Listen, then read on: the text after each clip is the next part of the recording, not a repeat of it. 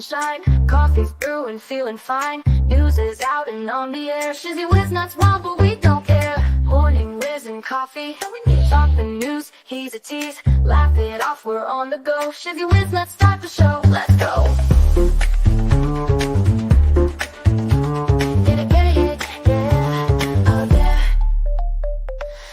Spinning in the breeze, stupid jokes, he's such a tease. Sip the Java with a smile, pants are off but stay a while. Morning Whiz and Coffee, talk the news, he's a tease. Laugh it off, we're on the go. Shizzy Whiz, let's start the show, let's go.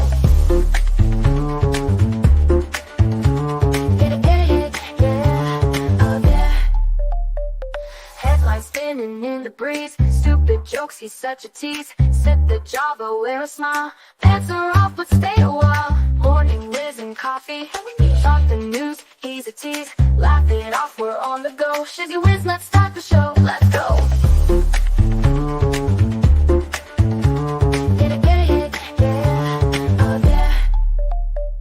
Serious is overrated, every day we're caffeinated. Talk the town but in a jest, Morning Whiz is always best.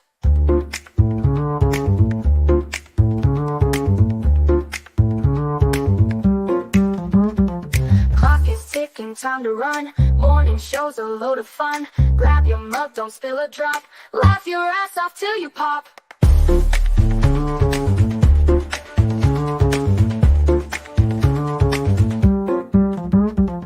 Clock is ticking, time to run. Morning show's a load of fun. Grab your mug, don't spill a drop. Laugh your ass off till you pop.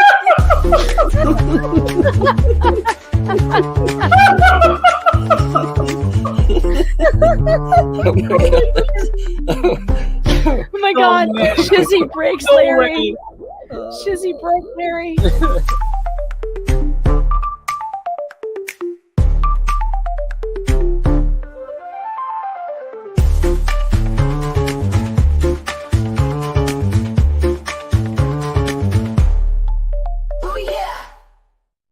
Good morning, everybody. How are you doing? How are you doing?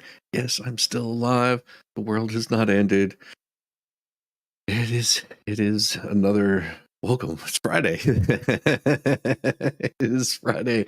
Good to see you, Melanie. Good to see you. Be safe. Good night, Cynthia, firefighter. Fire Fairy, good to see you. How you doing? Tracy Spencer, Poodle Lady, good to see you.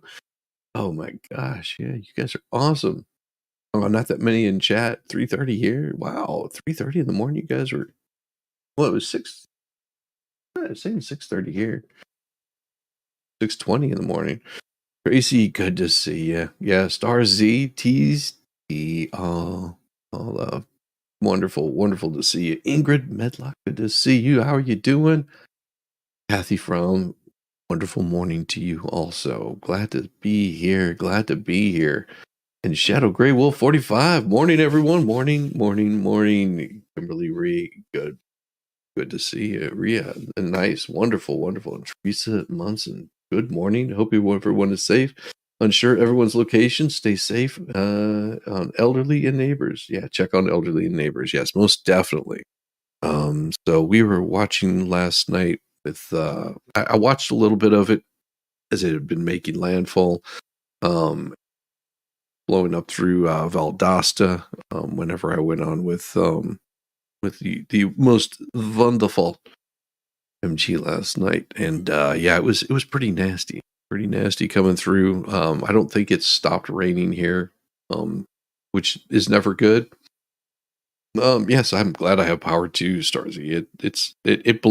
It blinked once last night while I was on with MG, and I decided to hop off. I wasn't sure if I was even going to be able to stream this morning whenever I got up, and sure enough, I had power. Everything came on. Coffee is brewed. Ah, yes, glorious coffee. So I'm glad that I could be here this morning, and now the fun part begins of how much damage did we get. Well, I will say that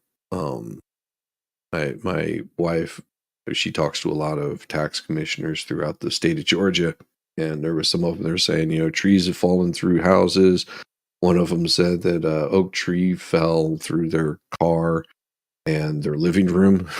So, prayers out to them. Those are in South Georgia, so they got hit pretty hard.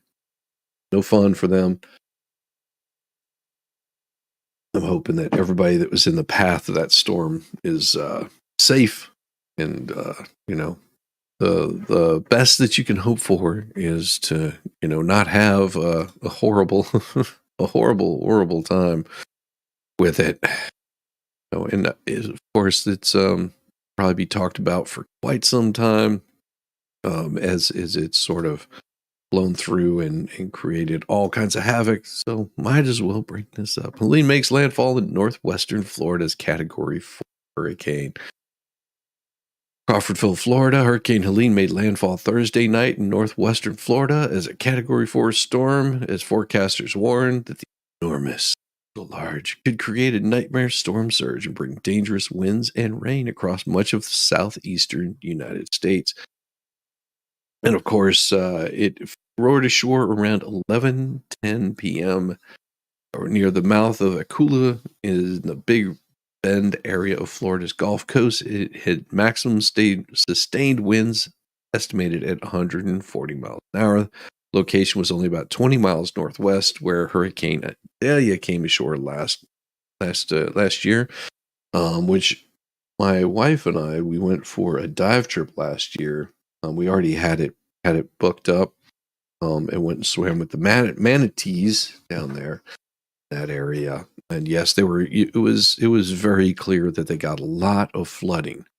So it was, about 1 inch of rain, and it was windy. Good morning, Ravenwind. Hi, good to see you. You haven't slept since the MG stream. Well, I'm sorry about that. Good to see you, Stacy. Had to grab your donut for the Dunkin' in your coffee. Dang, go for it. You get that donut. Yeah. And then, of course, Helene prompted hurricane flash flood warnings extending far beyond the coast up into northern Georgia, western Carolina. More than 1 million homes and businesses were powered in Florida, and more than 50,000 in Georgia. Governors of Florida, Georgia, Alabama, Carolinas, and Virginia all. It was pretty nasty. One person was killed. We don't want to hear about that. That's horrible. And 2 people were reported in a tornado in South Georgia as the storm approached. It's going to be pretty nasty as it rolls up through there. Even before the landfall, the storm was getting pretty bad. Beyond Florida, up to 10 inches of rain in North Carolina mountains, 14 inches more possible before the deluge ends, setting the stage for flooding that forecasters warned could be worse than anything seen in the past century. Heavy rains began falling. Winds were picking up earlier Thursday in Valdosta, Georgia, near Florida state line. The Weather Service said more than a dozen Georgia counties could see hurricane-force winds, which were exceeding 110 miles an hour. We didn't get that. Southern Georgia has been hit very hard. Tornadoes into South North Carolina. I was happy to see Georgia and Deanna. George and Deanna from What the Hells drove to Ohio for safety. Yes, that's mostly good. I'm glad that everybody got out of there. It could have been devastating. It's a crazy time out there in South Georgia.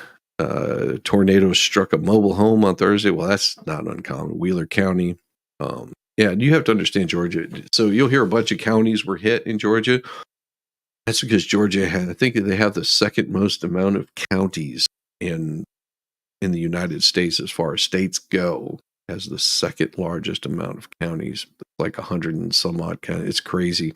I can't remember off the top of my head, but I know there's a lot. And some of these are very small counties. I mean, they're just really, really small. I mean, that's why if you ever look at a state map whenever they're doing an election, you can just see it like all these little bitty places light up. Forecaster Dylan Lust said the National Weather Service issued a tornado warning for Wheeler. He said that it's one of the 12 tornado warnings the office near Atlanta issued for parts of Georgia, and 1 p.m. and 11 p.m. Storm made landfall. Okay, we already know that. Oh, there was Please write your name, birthday, and important information on your arm, leg, and permanent markers so that you can be identified and family notified. The sheriff's office in Taylor County warned of those who did not evacuate in a Facebook post. Yeah, it's crap like that that's just really stupid and uncalled for. I mean, I understand that they're trying to warn people, but the way they're making it sound like nobody reads Facebook. I don't have a Facebook page. I think I have an old one that was there, but what good does that do me? I started to get turned off with Facebook with all of the election stuff and how many people were getting angry and pissed off and at each other's throats and are hateful. Are you stupid, silly people? Don't you understand that my view is correct? I was like, man, I don't care. I don't care what your view is. This is mine. This is where it is. And I'm not going to try to convince anybody different. Hey, JW, how you doing? Glad to see you here. Sandra Marinick, evening all. Good to see you. Good to see you. Good morning, King Paco. Oh my God, they closed the Waffle Houses from North Florida to Valdosta on whoa. One was even boarded up. Oh, that's you have to remember that the Waffle House usually during hurricanes they would stay open. I mean because they're completely self-sustaining. Amazing, but they are. Unless they're in a flood area, they won't shut down. Facebook should have some manners. No, there's no manners on that platform. And I mean, I've told people here, I don't care how you vote. I really don't. Just because I support something I don't require your agents to be part of anything. Just think for yourself. That's the cool part about it. Don't get outraged about it. Just be kind to one another. You'd be surprised how well things go for you whenever you use those simple rules of just common decency. Oh yeah. Yeah, closing down Waffle Houses, that's crazy. Because they have that. Amazing enough, I cooked at a Waffle House. Weird. That was back in the 90s. It was pretty interesting. I met a lot of the higher ups in Waffle House. Ours was a pretty solid one. Also, the manager of that place was at a rather infamous one in Lindbergh. That had a pew-pewing of a football player, basketball player, or something like that. Yeah, so he was always checked in on, even on Facebook. Yeah, good to see you. Good to see you, Tracy. So yeah, the still Philip took a commercial fisherman who took over the business after his father founded near the region's Appalachia Bay. Planned to ride out the storm like he did during Hurricane Michael and the others. Oh, here we go. Emergency alert. Flash flood warnings in effect for my area until 12:45 p.m. This is a dangerous, life-threatening situation. Do not attempt to travel unless you are fleeing to an area fleeing. Oh, I thought it said fleeing to an area that's subject to flooding. Why would I be running towards a rain? That's no fun. Okay, it says turn around, don't drown when encountering flooded roads. Most flood deaths occur in vehicles.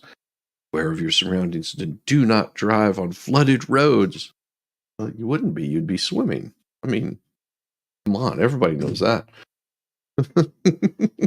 Good morning, Volstorm. Good to see you. Waffle House at 2 a.m. was always an interesting experience. Yeah. Always has been.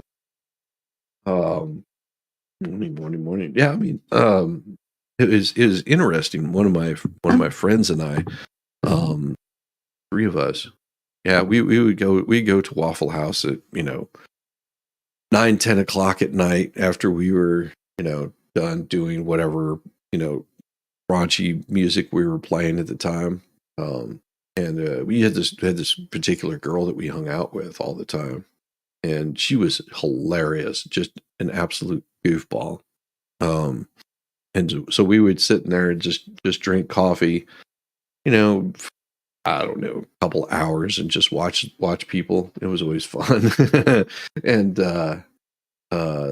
that's how I ended up getting the job at Waffle House, because they got short staffed, I guess, one morning, and the manager luckily had a break and came over and had seen us there all the time and sat down, because he was about our age. I think he was maybe a couple years older than us.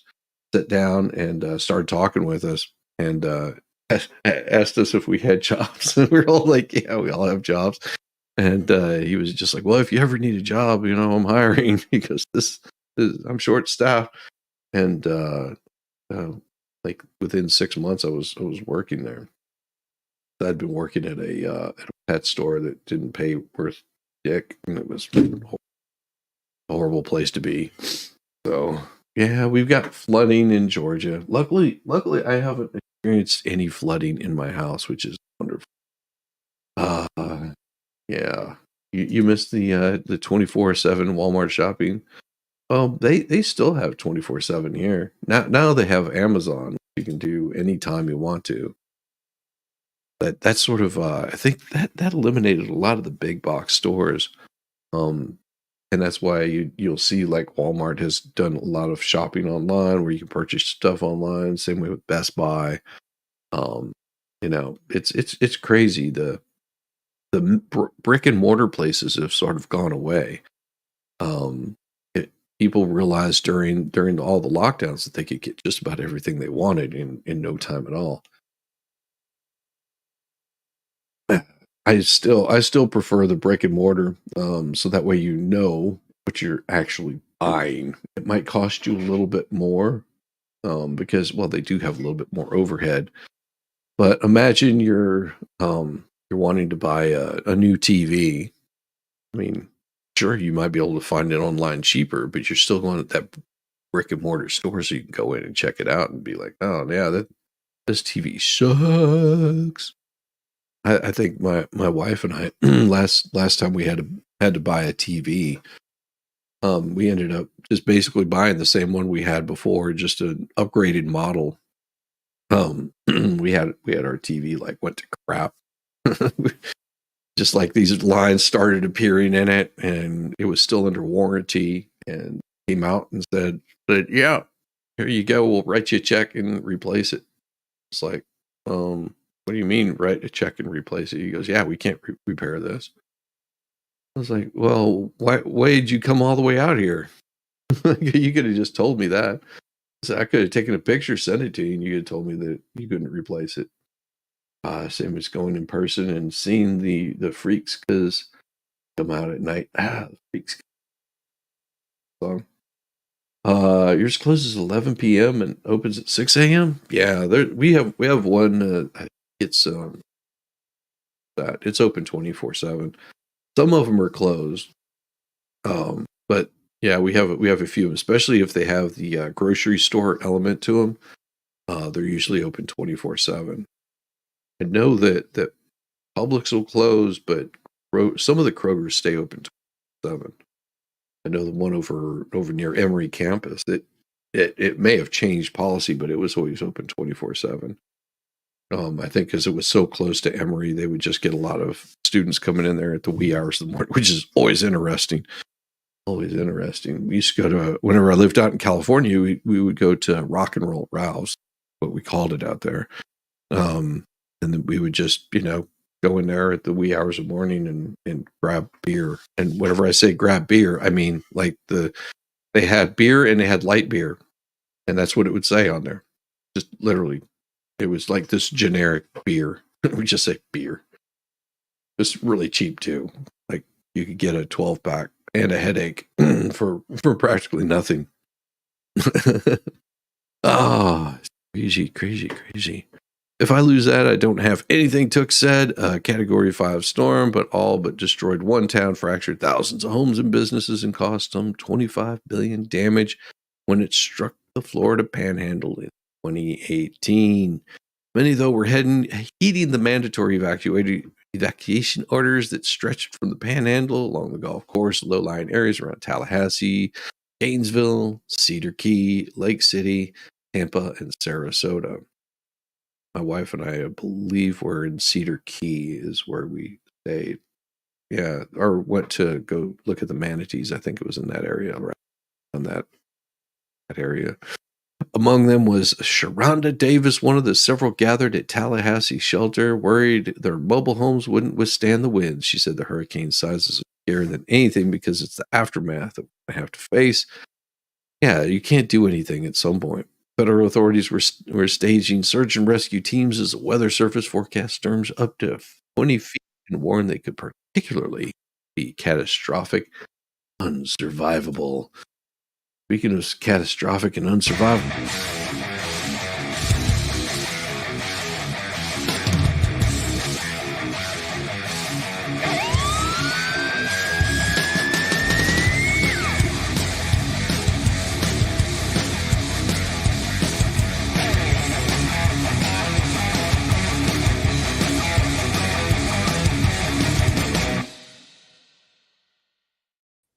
Good morning. That is such an awesome intro. I know. I love that intro. Every time it plays, it gets me fired up. Down in the warm nether regions. That's right. That's right. As long as you can tickle the fancies of the people watching, that's all that matters. Well, I had seen Tom went on last night. He's using the new one that I gave to him. He's liking it. Oh, really? Yeah. Nice. Yeah, I did a whole new one for him. Like a whole new one. Oh, yeah? Yeah. Oh, yeah. Crap. Now I got to go back and watch it. Here, let me. And I did two of them. I did an intro for him, and I did an outro for him. Yeah. And let me see if I can find it. I've got it here somewhere. And yeah, most definitely go and check out his thing because it is damn blistering awesome. He had hit the button on his microphone and muted himself last night. And I sent everyone over there, and then I typed in chat. I was like, nobody can hear you. Is he must be using the same microphone setup as Expert then. It's a possibility. See that's my problem. No. Oh, he's using the NVIDIA or Razer. He's using the Razer. Oh, okay. And whenever he reaches up and touches it, he keeps hitting the button on it because he likes to move the microphone around. Gotcha. So no, that's my problem with the one that Expert and Baker uses is that you could just barely touch the tip and it'll mute it. And I'm like, no. I like fooling with stuff way too much. Yeah, don't touch the tip. Don't touch the tip. No. Not until you're ready. Not till you're ready. This is his intro, and it's not much different than his outro, but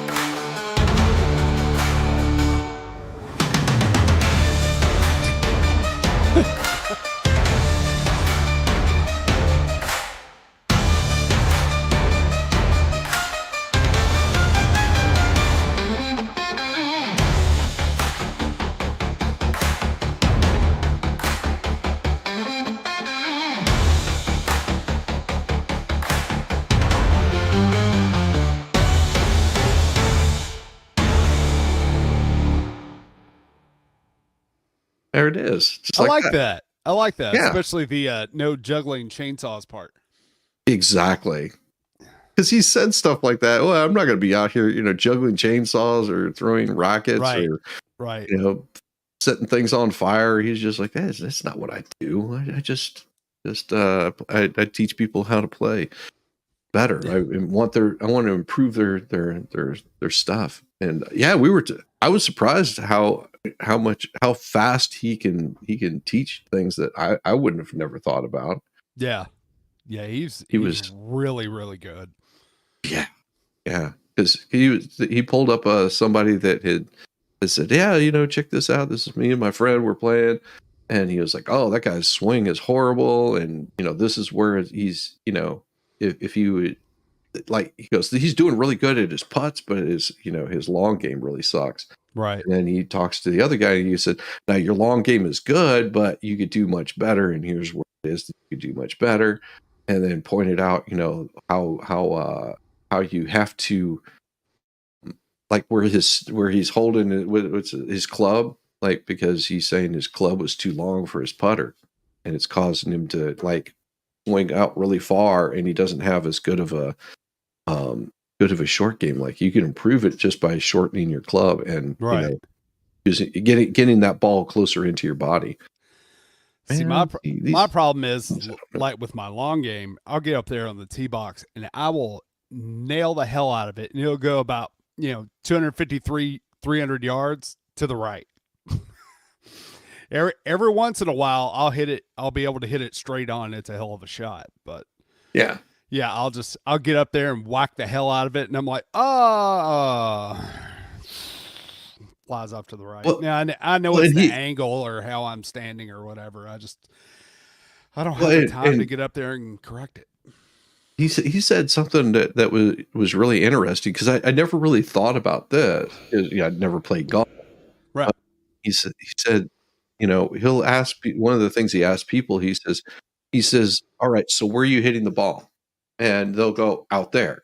Right.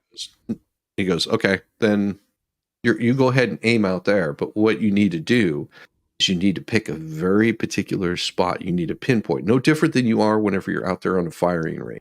Right. Okay. Whenever I go to the range, I like, even with a handgun, which I don't know anything about this at all, because I lost everything in a boating. You lost it in the flood. I get it. Yeah.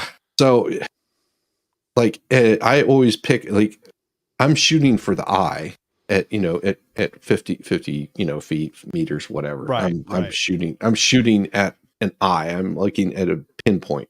I'm very particular about where I want that round to go, even though it's just an open sight, which my wife couldn't understand. And it just comes natural. My wife didn't understand why I was such a good shot, even at a distance with a pistol, like, unload a couple of clips, and it's just like the head's gone. Like, well, but it goes back to a line from The Patriot: aim small, miss small. Yeah. And that's what I do. So it was helpful to me, even though I'll probably never play golf, but right. He's pretty damn awesome. Yeah. Bend your hips and sway. Well, plus he's not going to stand up there and BS you. Like, he's a pretty straightforward cat. So yeah, if your swing is horrible, he'll be like, "Oh God, that was awful." Oh yeah. And he's not doing it to be mean. No, he's not going to, like, suck up to you. No, he's just being honest. You want to get better? Listen to him. Don't sugarcoat it. Just tell me the truth. I can handle that. Yeah. I've never been able to I just never had the opportunity to play golf, and I didn't understand why, I'd have to wear these funny looking clothes and stuff. I was like, man, you mean I can't wear just a pair of tennis shoes and blue jeans? It's like, no, man, you don't want that stuff sticking to you. What you doing, boy? Plus the fact that, most of these courses you go to, they have a collared shirt requirement. So you have to look, that sounds racist to me, man. Why you got to have collared? Collared. I said collared. Collared. Not talking about greens neither. Man, could you imagine you come showing up, you're wearing show up with a big old thing of collard greens. Collard greens. You said I was told there was a collard requirement.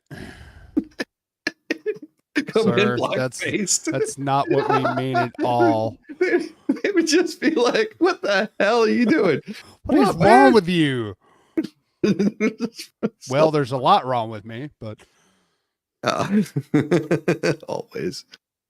So how's Tennessee faring with all of these storms? Well, you get some outer bands? We've gotten the outer bands since probably yesterday or even before that, because I've been in Nashville all week. Oh, that's right. And Nashville didn't really get a lot, but in East Tennessee they got a bunch of it over the past couple of days, and then of course yesterday and today has been really intense. We've gotten a lot of rain. We haven't gotten the wind as much. So of Yeah. course, there's flooding everywhere. Matter of fact, they canceled the schools here today because of that. So I was like, really? When I was a kid, there would have to be, the whole damn city would have to be under 4 feet of water before they'd think about canceling school. Now they do it on a whim. They canceled school one day because of wind. You know why? It's the Yanks. It's all the people that moved from California and all the Yanks that came down. It really is. It's so annoying because I'm like, you come down here and you tell me how much you've survived the snow and ice and how much better drivers y'all are on it and all this other stuff, and then we end up canceling school for wind. Well, and for I mean, well, that's because they don't understand. Because if you I survive all these horrible winters, and we're just fine. It's just like, yeah, you live in a state that is flat, okay? Right. Like you don't see anything but open farmland for miles and miles and miles and miles and miles. In Georgia, you don't have that luxury. In Georgia, you get on an icy road, you're going uphill 1 second, downhill in a hairpin turn the next, and you haven't even got out of your damn neighborhood. Okay. Exactly. Oh, believe me, I've driven the hills of northern Georgia. Oh dear Lord. It's as bad as East Tennessee. Yeah. Just you get that's why it shuts down whenever you get any sort of, snow. Right. They're like, oh, we don't understand why you shut down. It's just like, well, also in Colorado, they're using, chains on their car like 90% of the year. And they put winter tires on. They don't put, all season radials on their damn car. Right. I've known people in Canada. I've known people in Canada. They're just like, yeah, I mean, we have spikes in our damn tires. They don't let us have the ones we used to, but now, they have to. Plus, if you think about it, up in the northern states and up in Canada, they get snow and ice all the time. Yeah, it's flat. Down here, it's so infrequent that when it happens, most people are not prepared. State's not prepared. It's a different climate. Just like when all y'all come down here and complain about the heat. Well, we're used to it. Yeah. I mean, they go, oh, well, it's 100 degrees here today. And I'm just like, yeah, I mean, that's like every day all through August. I mean, come on. Yeah. Except ours is, it's 100 degrees outside with 98% humidity. Exactly. Nothing as bad as Galveston, though. Galveston was the worst, where it was like 121% humidity and 110 degrees outside. I was just yeah, my AC stopped working. Yeah, I bet. Oh, I don't know why the AC froze over. It was bad. Can't school buses be flipped by high winds? Man, everything just depends on how high the wind gets. You can get. It's possible, but I that's why you don't go 80 in a school bus. No. Oh, I mean, when you were a teenager, many moons ago, we used to all our snow days in Virginia. Yeah, they made us go to school on a Saturday. 3/4 of the students didn't show up, and they never did that again. Yeah, they did that for a while when I was a teenager too. We'd use up all of our snow days, and then they'd have Saturday school, and hell, I didn't go. No, I'm not going on Saturday. Screw that. Yeah, and then they would do it on a really nice Saturday too. Yeah. You going to school? No, I'm not. Your AC went out on yesterday. Repairman might get here Tuesday. Yep, I know that. Yeah, a lot. Most of the time, whenever those things go out, it's just the damn the cat that goes out. The cap. It's a relay. And it's easy to replace.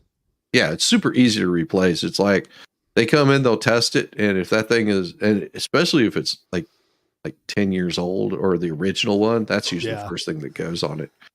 See, I've got an older unit, and I've learned a lot about AC repair over the past few years, because this would go out, and I've replaced capacitors, I've replaced the fan. The only thing that I couldn't replace was Freon, and luckily we still have some service technicians that'll put it in. Now it costs you. It ain't cheap, but you can. It is possible to still get it. I do have flood in my house. You do? Yep. Son of a bitch. This is son of a bitch. I've got water flooding in here. Well, do you need to go take care of that? Yeah, you got this for a second? Yeah. You're good. All right. I'll be right back. Oh my goodness. Yeah, the advantages of having to live through a hurricane coming all the way up. Oh my goodness. Yeah, we didn't get a lot of it here in East Tennessee, as far as, the stuff. I was watching Expert last night, a little bit of MG and some of the other channels that were showing the hurricane coverage, and it was just nasty. It wasn't even high tide, and you still had water coming up over the seawall. And it was, this one dude, I think Expert was watching, he was in his kayak in his living room. All right. And he's filming the whole thing floating around. He pans the camera on to where he's got something plugged into an outlet, and I'm like, dude, you're about to get electrocuted. You're a dumbass. It was, and then he opens the door. He's floating on the kayak outside. There's, trying to float underneath power lines and all kinds of crazy ass stuff. It's just, oh my goodness. I'm in a small town, Illinois, in tornado territory. There was a ton of tornado warnings for southern Georgia that I saw. Southern Georgia into South Carolina, maybe even North Carolina too. Yes, Zach, exactly. It was a real that was the bad part, is the guy realized that he got down to the septic tank, and then all that came up. Not to gross y'all out first thing in the morning. But yeah, you could see all kinds of fecal matter and debris and stuff coming up from the septic tank. It was nasty AF. Morning, Captain Karen. How are you, sir? Yeah, I did notice that the water was really brown, Starzad. It was just, oh, God, it was nasty. That was Matt. Did anyone do a welfare check on him? I know everybody kept asking about Matt, and the whole time I was going, I have no idea who Matt is. Oh my goodness. I feel Shizzy's pain right now. I saw the warnings for Georgia and for tornadoes. Yeah, I haven't even checked the news this morning to see what all's happened in Georgia. And I watched it about up until it made landfall in Florida, and then I was like, yeah, I'm going to bed. It's like I'll wake up to whatever I wake up to. Good morning, Stacy. How are you? Oh my goodness. Yeah, so I think it was about Tuesday. So I've been, like I told Chizzy, I've been in Nashville all week. And I'm coming out of one of the big old tall buildings in downtown Nashville. And it hadn't rained all day. And of course, it just comes a deluge. And I'm walking out, and stupid me, I have no umbrella, I have no rain jacket. I just have on what I normally wear. And all of a sudden the wind kicks in with it. So all this rain is coming down on everybody, and then it's shearing off of the damn building. And I was absolutely drenched. Oh my God. I still think my clothes are wet, and that was several days ago. That's how bad it was. Oh dear Lord. King Paco, I hope everything is all right. Yeah, I do too. I haven't had a chance to be able to look up to see any of the damage that's been going on. I'm sorry, guys. I don't have any controls where I would pull up your chats like I normally do on my own channel when I'm.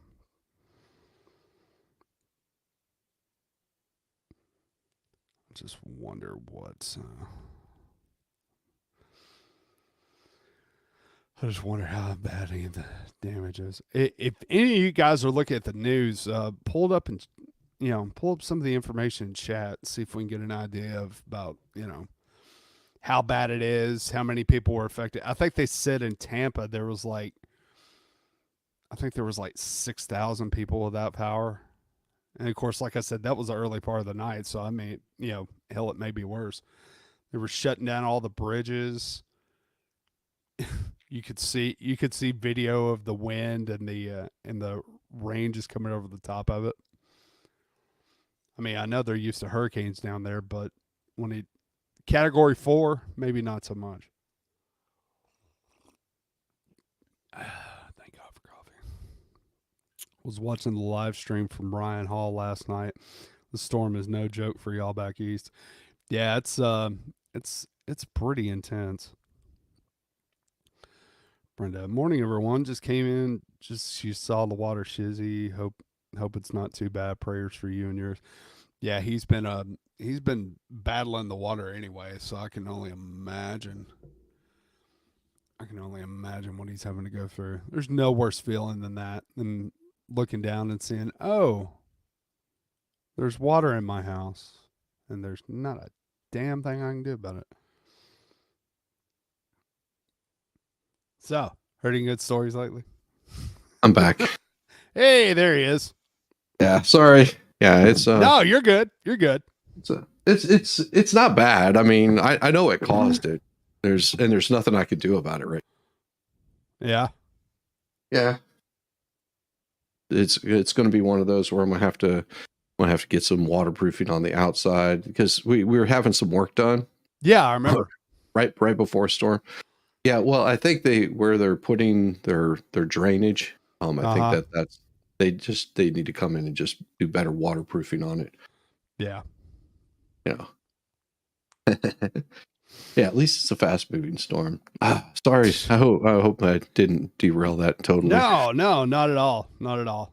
We've been I haven't been able to pull up any coverage as far as how much damage or if there were any tornadoes in Georgia or any of that stuff. So there were tornadoes all last night. I saw the warnings, but I didn't hear about any of the. Like I said, I went to bed about the time it hit landfall in Florida. Oh yeah, yeah. I mean, this is like low flood right here. This is just water on the road. Yeah, that kind of stuff. Yeah, they don't really have anything going on here. I mean, I hate whenever they say this stuff. What? Yeah, the average hurricane season this year, it's above average because of record warm ocean temperatures. Oh, shut up. It's all climate change. Shut up with that crap. No, it's like the planet doesn't care about your carbon emissions. No. It will correct itself. Exactly. One of the dogs that just came down and was like looking at the water and was like, why is outside water inside? Yeah. Wait a minute, that's not in my bowl. Yeah. they're hilarious. I love my pets.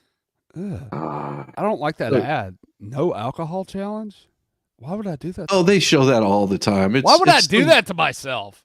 This is the funny part is these are AI people. These are AIs. Well, of course. They have 6 fingers. Yeah. Well, they hide their fingers. Yeah. No, it's like, oh yeah. Look, you two could be a manly man if you had no alcohol. No. Yeah. You don't know the manly men that I know. Yeah. But this I got to show you this because it made me laugh this morning. The first thing that I saw, Paris heads to U.S. Mexico border to But what's she gonna do? The reporting of it is even better. Oh, okay, yeah. Let's hear now it. Get this, because reporting. She says Vice President Cameltoe on Friday will make her first visit to the U.S. Mexican border since becoming the presidential nominee.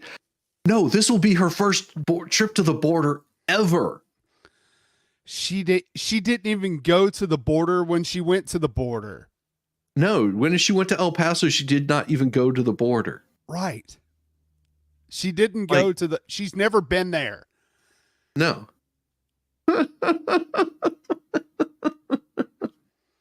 Oh, God. So damn stupid. But she's going to Douglas, Arizona. Okay. See, I have no idea where Douglas is.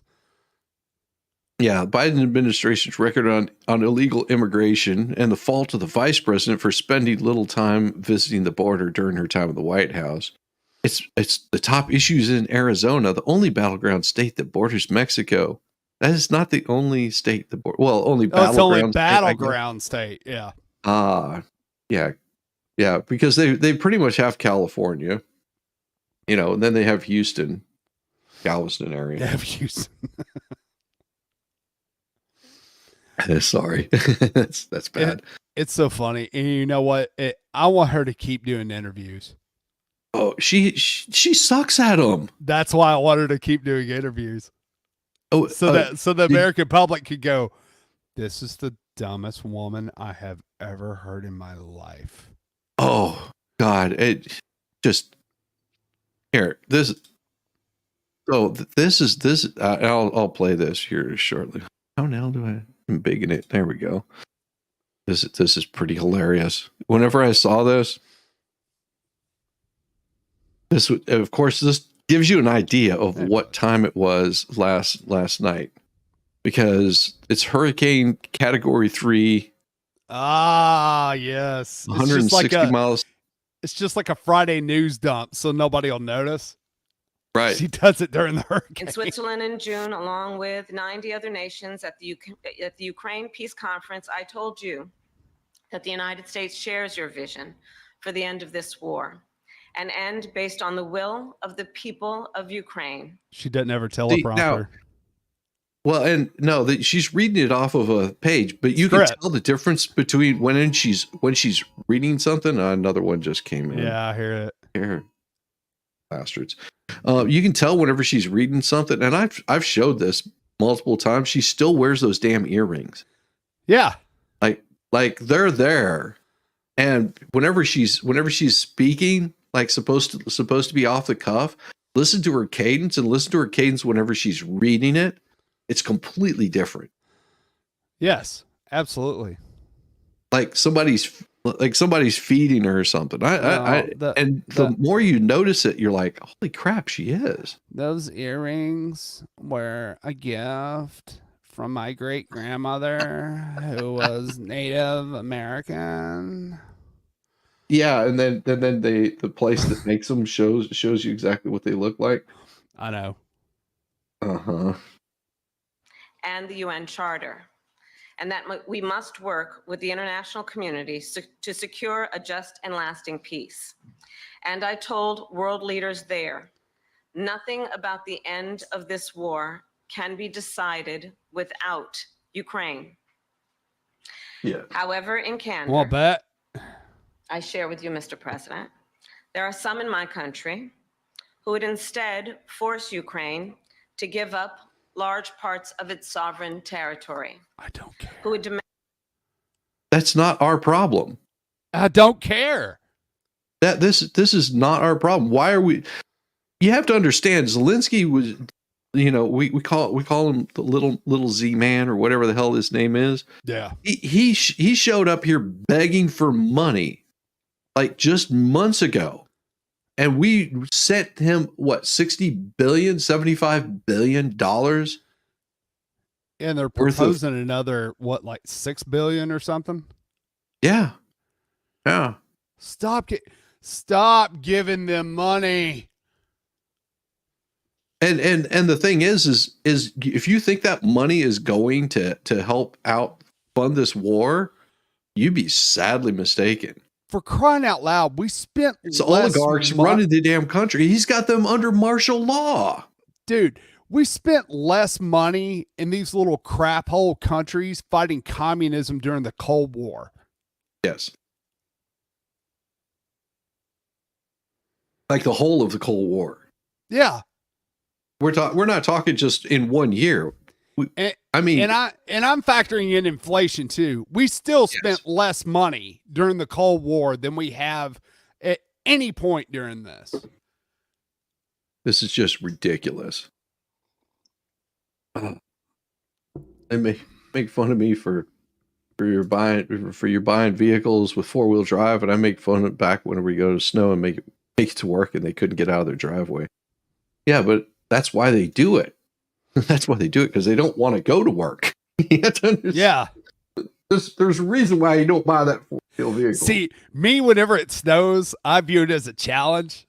Like when we got 10 inches back in January, February. Yeah. And I was like one of the only people on the road.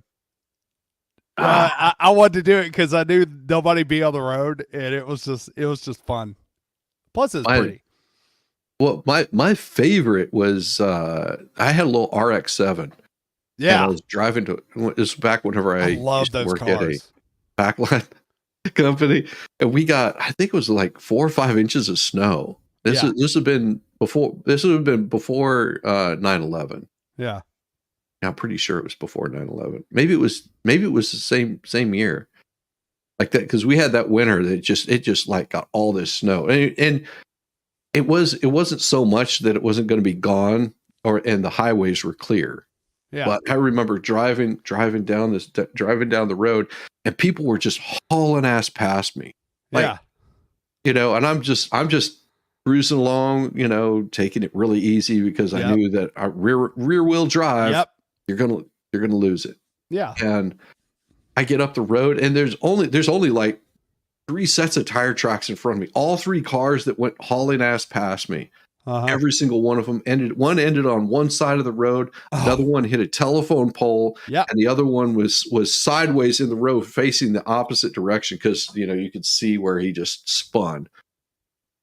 And I just putted right past him. I was like, don't you guys know that's not how you're supposed to drive? Exactly.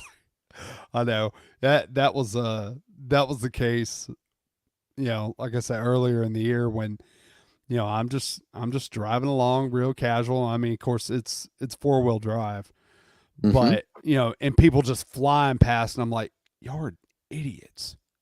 You're absolute idiots. Dude, you're not paying my insurance bill, so I'll drive however the hell I want to. Mm-hmm. Well, the worst part is those are the people that run into you. Oh yeah. They're so stupid. Jeez, man, take it easy. Yeah. There's the amount of spending. Here it comes. Demand that Ukraine accept neutrality and would require Ukraine to forego security relationships with other nations. Yeah, that smirk tells you all you need to know. Well, she is all about war. The Democrats love having war. They love this. Well, yeah, because it couple things. Number one, if you've got an outside war that you're concentrating on, then you're not concentrating on domestic issues as much. Like the economy going in the crap hole. Yeah. And it's a great talking point, because let's face it, how many lies have we caught her in? So everything that she's saying, about, they want to do this, and they want to be neutral, and they want to dissolve their security ties. We don't know that. We don't know if that's true. We don't know anything about what's you going keep on. talking about how Trump is tied to Project 2025, and when he's denounced it again and again and again. Stop. Well, I'm going to go into that one a little bit later. Good. Because I'm just like, Jesus Christ, people are idiots. These proposals are the same of those of Putin. And let us be clear. No. They are not proposals for peace. That is her filler. Let us be clear. That is her filler. Uh-huh. It's her nervous tick.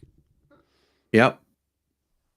Instead, they are proposals for surrender, which is dangerous and unacceptable.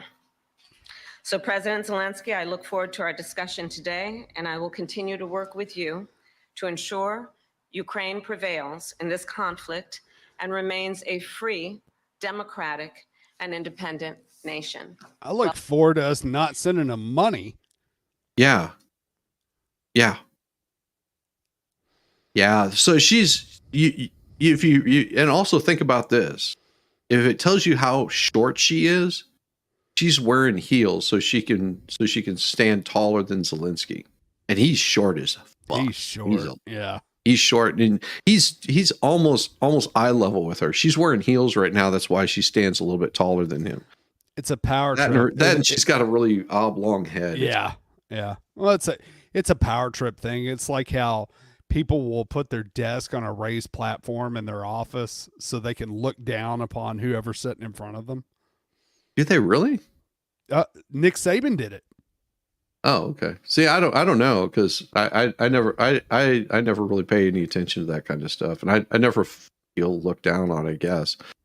Oh, I mean, it doesn't bother me, but yeah, there are people that will put their desk up on like a little raised platform so they can feel more confident and in power sitting behind their desk.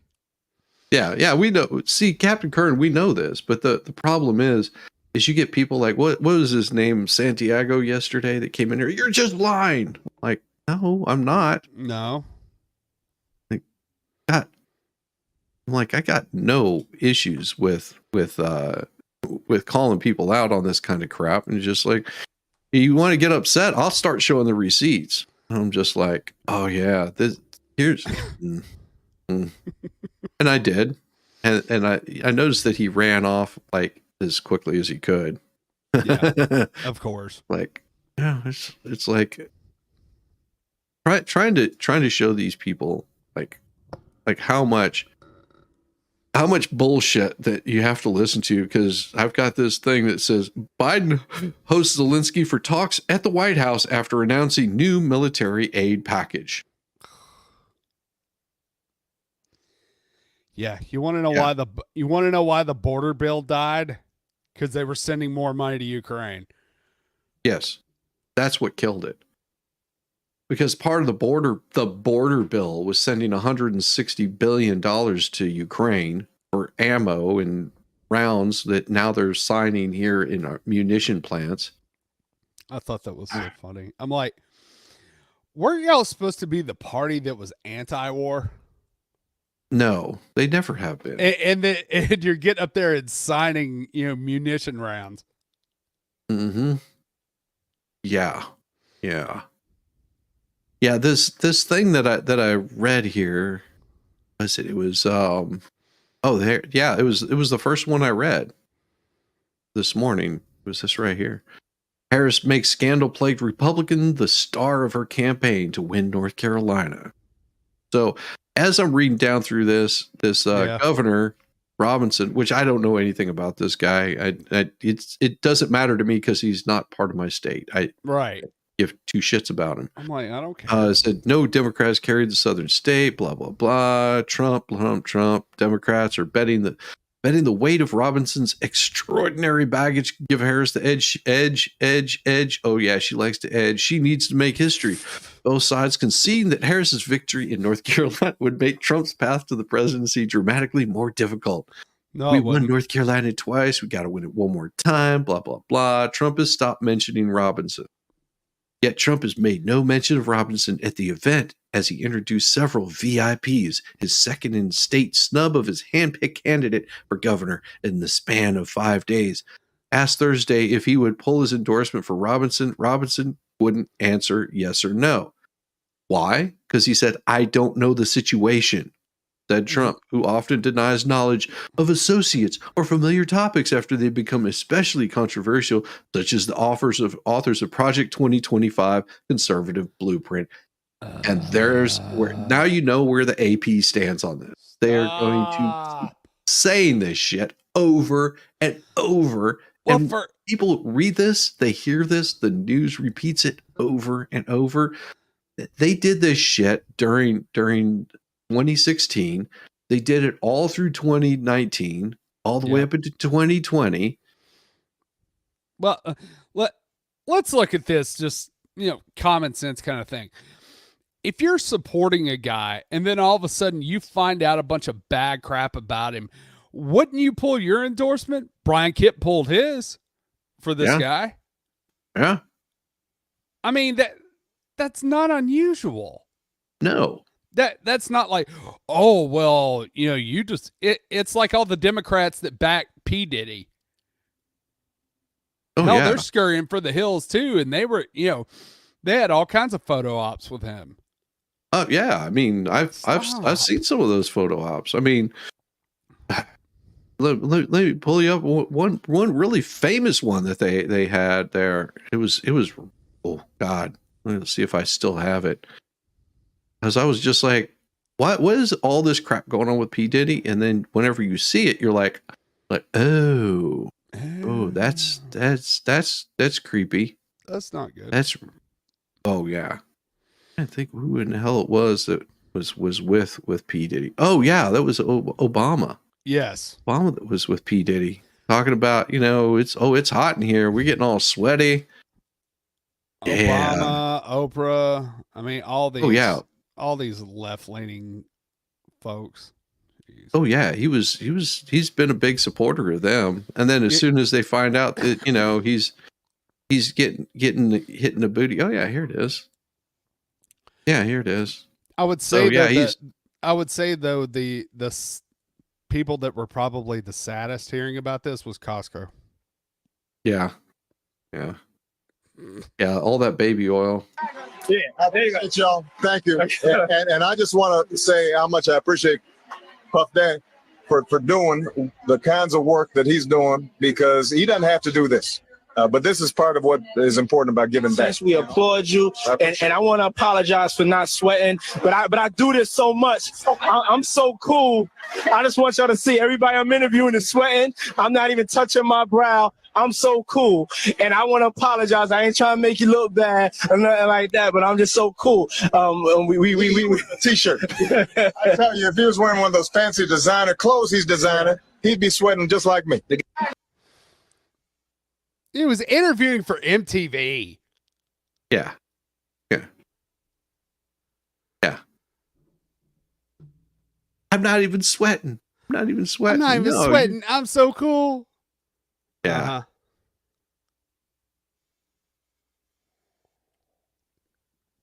Hey, man. I saw that. You make decisions based upon the information that you have, and then when something bad comes out, it's like, not a good look. Yeah. Like this guy. Oh, she's gorgeous. Absolutely beautiful.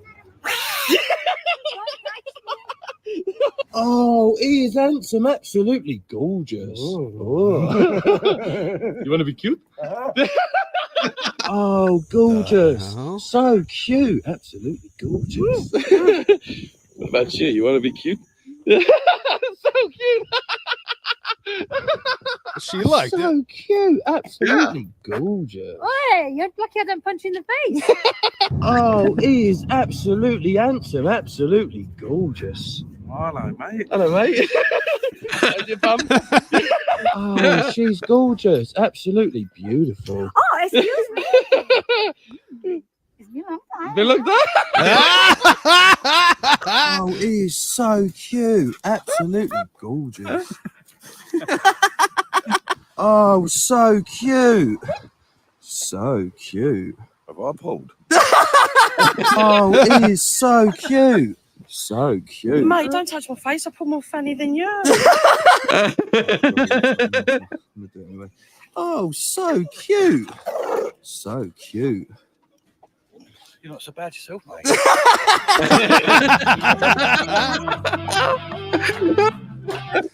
The best way had to be the chick that looked offended at first, and then was kind of like, "Hey, Been a long time."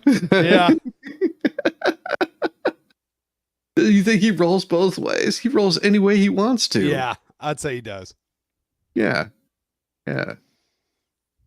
Oh, those were hilarious. Yeah. I mean, you got to have a little bit of humor in this place. Oh, and you heard about what happened in Georgia, right? What? Lover boy Nathan Wade is missing.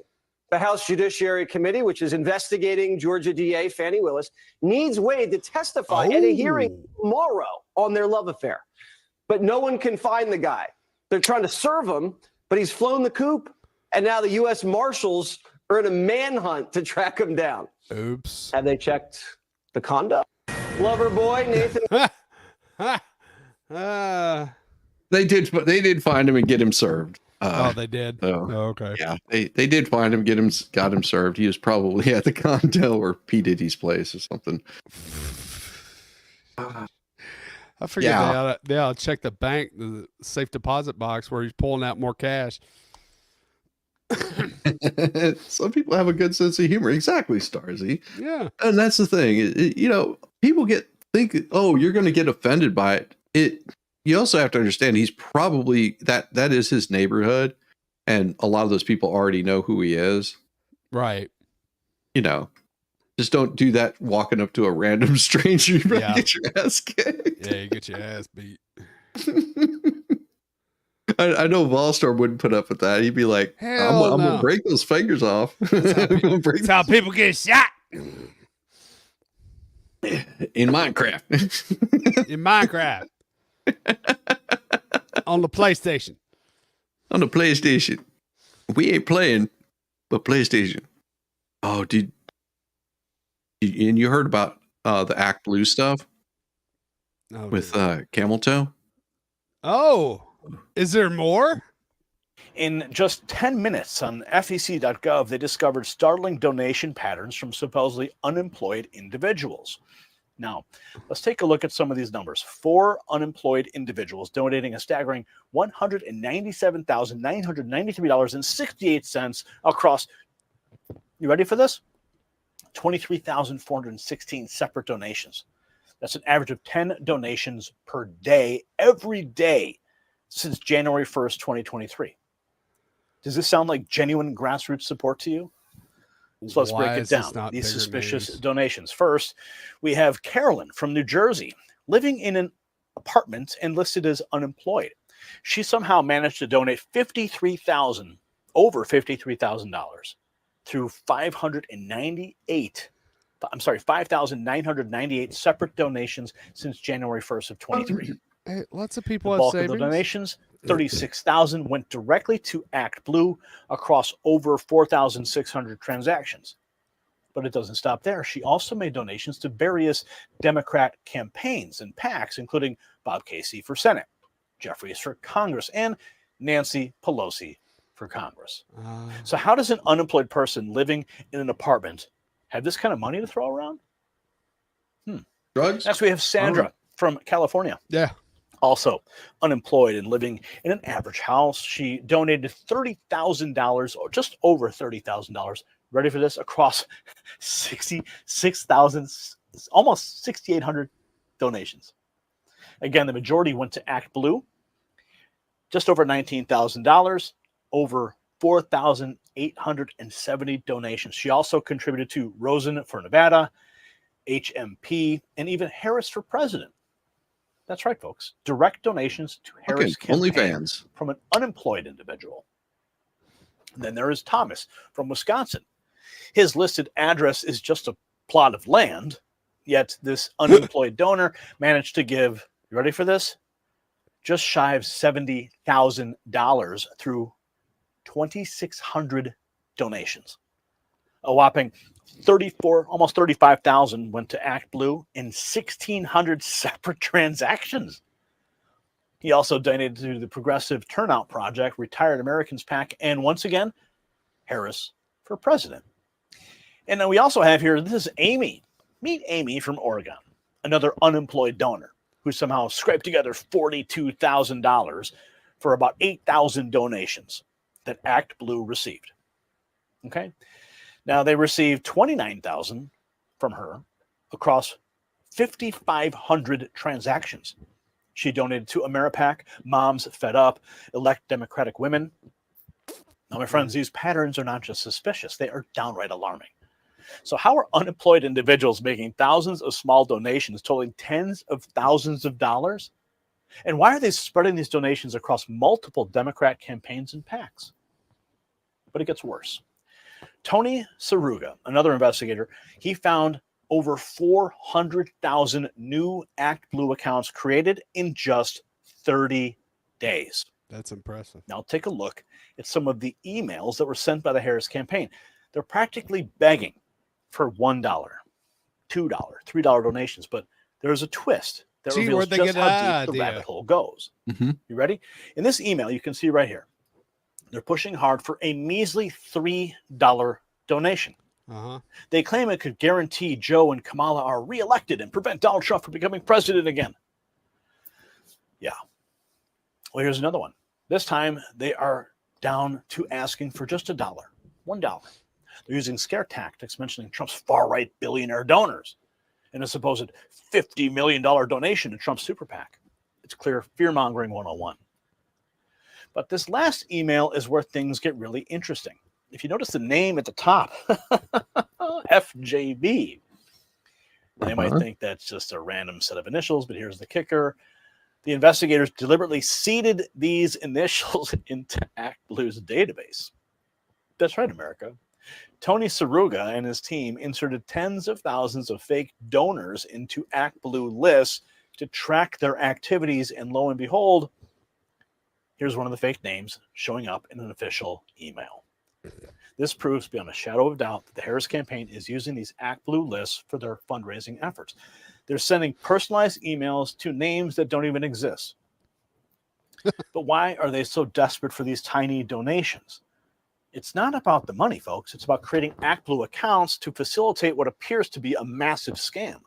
They're using these small donations to create a smokescreen of grassroots support, all while potentially funneling much larger sums through these seemingly innocent transactions. This isn't just clever marketing. Why are you gay? Who says I'm gay? You are gay. Max! How are you? Good to see you, brother. Oh, you're talking about bundlers, huh? Yeah. Oh, yeah. Your mic is very low.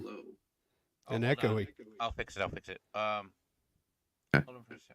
I'm just trying to send you on your I'm just trying to send you something. Hold on. Okay. What do I do with my mic? Oh, is it let me go into my Is it the Breitbart? This is a bundler I knew.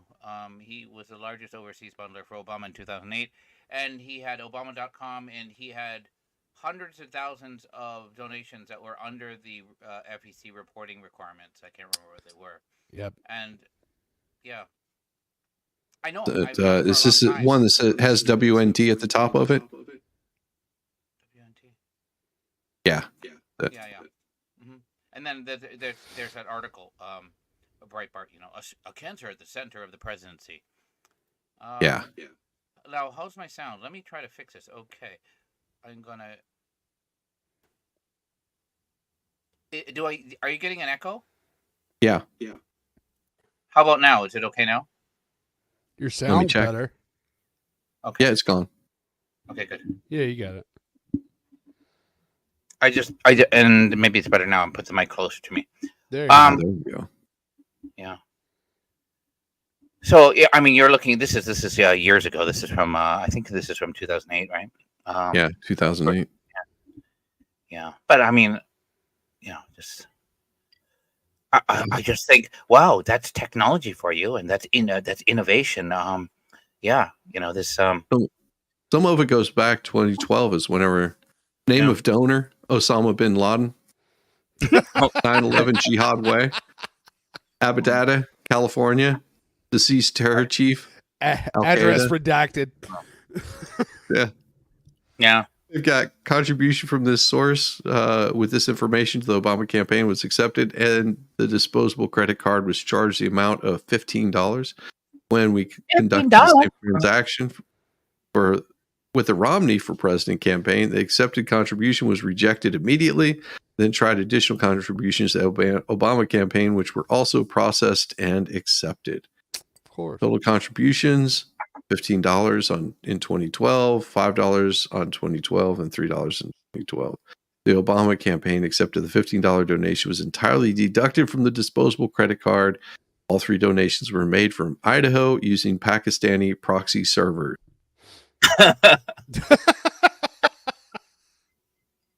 Yeah. Obama campaign has refused to release the names of donors under $200, which would provide immediate insights into the actual sources of the funds that analysts.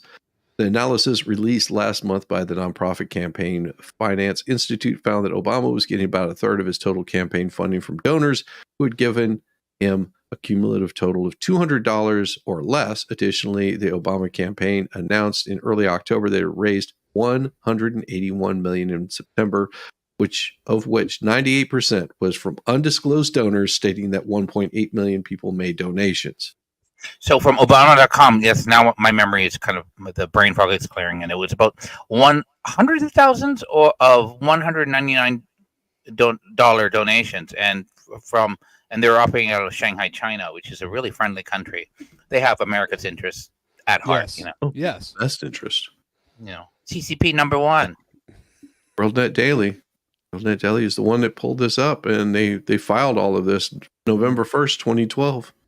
Mm-hmm. And they got all the attachments. Obama's Goodwill Hunting, shattered fundraising records of $458 million. Yeah.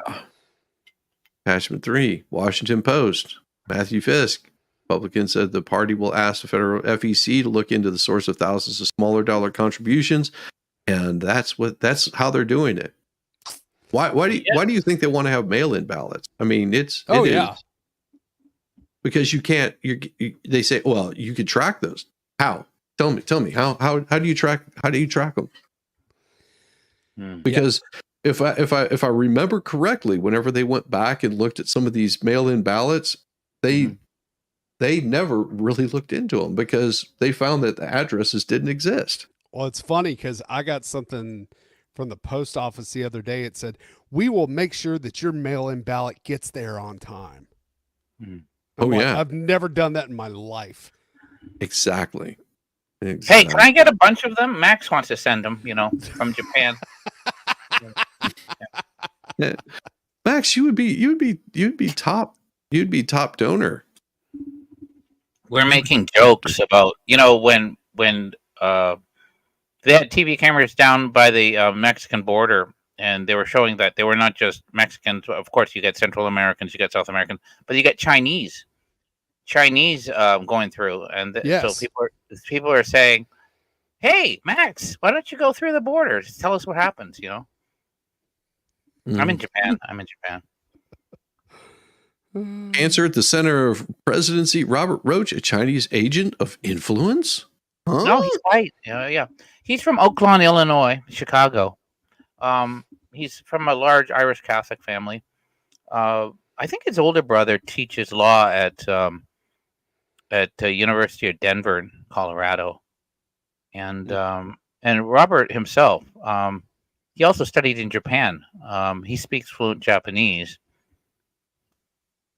and because he was able to master Japanese, and he was going to a Catholic university in Japan, and there were, it's hard for a white guy because I'm just saying it's not race, but it's you're in class with students who have an advantage because they're Korean or Chinese. They're used to. But a friend of the family, actually, my friend of my family, helped him out, and he then got the confidence, and he said, "I can whip anything." And he went back to the States and got a law degree. Then he came back to Japan again, set up a business, and became a multimillionaire. Kind of like a QVC type innovation, a QVC type shopping, as seen on TV. Yes. And so there was a time when he was trying to get a license, and there was all this regulation, and he argued as an American businessman, he's being denied one. So he called his local, friend of mine, in the government, and they said, "Yeah, we will raise it with the Japanese." And he moved over to Shanghai, and he was operating there. I hadn't seen him for a long time, but he. So on a personal level, he's a friend. Yeah. But on a political level, he is, this is night and day. And I think we've always, and he very early on in 2008, he'd call another friend. We're all Catholic, right? So sometimes, he'd call my friend Liz, and she's laughing. She goes, "So do you want to come into a call with Michelle Obama?" And she's going, you know better than that. And I said, yeah, I was laughing too. But this was quite serious. I said, wow, he's been quite successful. He was the largest overseas bundler. So you have bundlers, right? You can go into opensecrets.org and you can look at bundlers. So you have John V. Bruce. He's a partner at Wilson Sonsini Law Firm in Silicon Valley. And so I think in 2008, maybe I'm getting my math wrong, he was the largest bundler, bar none or something. And so his reward was ambassadorship to Japan. But Robert was for overseas bundlers. But see, with overseas bundlers, because I have a friend, he's passed away, a Democrat also, and he bundled a couple $1 million for Obama.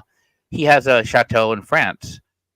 So he spends time. He used to spend time in France, but he's careful. He made sure that he was bundling money from Americans, bona fide Americans. Yes. But in this case, the amount that where Robert was very successful was he had Obama.com, the whole website, right? Ah. And so and then through the website, then you had hundreds of thousands. I maybe I'm doing my math wrong, but the donations, I know the amount was just $1 below the FEC requirements for reporting. Kind of like we do for all sorts of transactions. You have KYC, know your customer, but not for this. So you think that would have been suspicious, but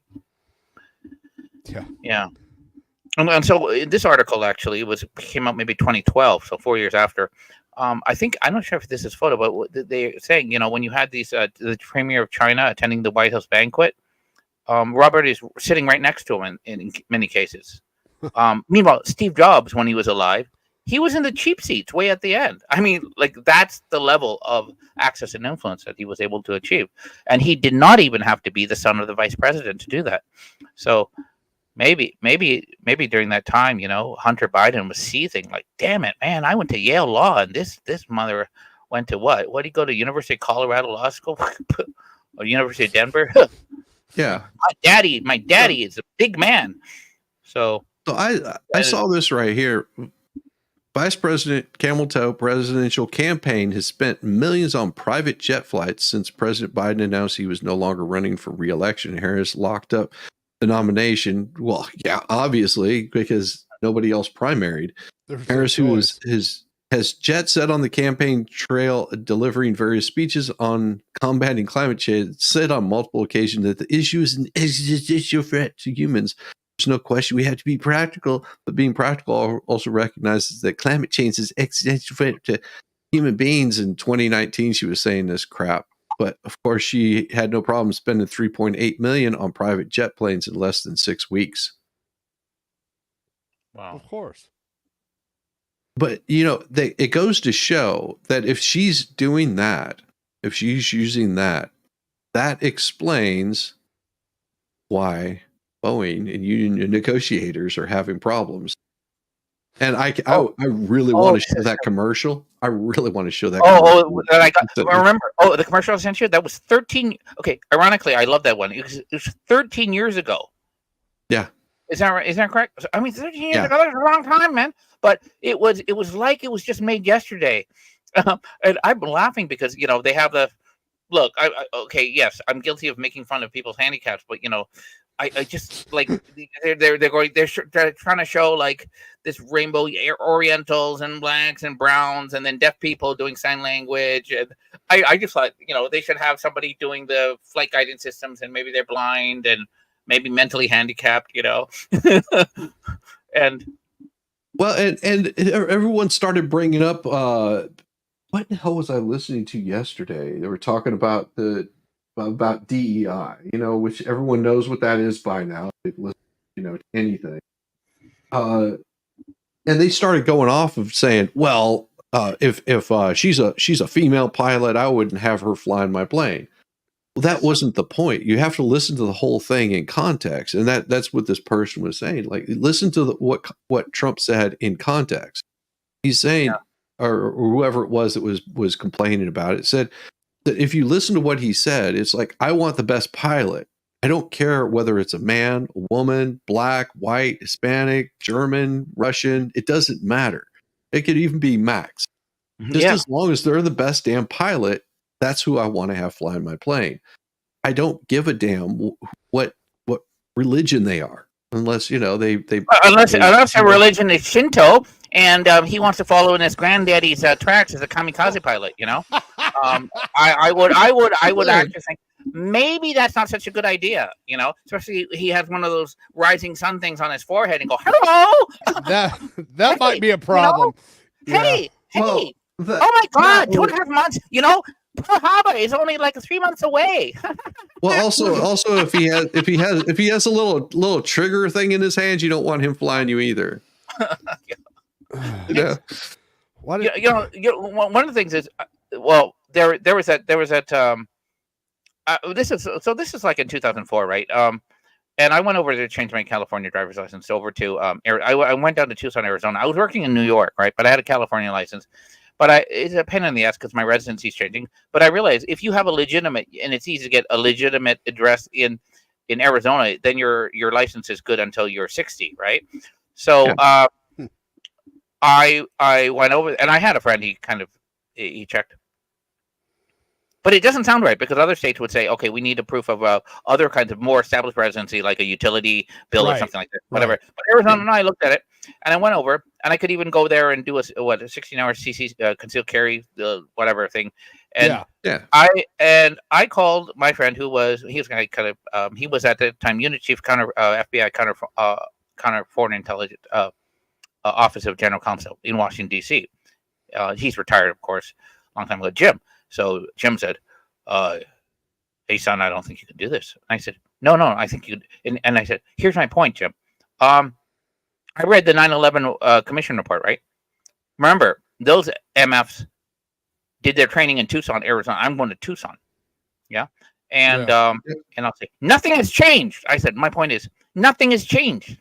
So I'm going to go down. I wasn't going down to get a pilot license. I was just a driver's license, right?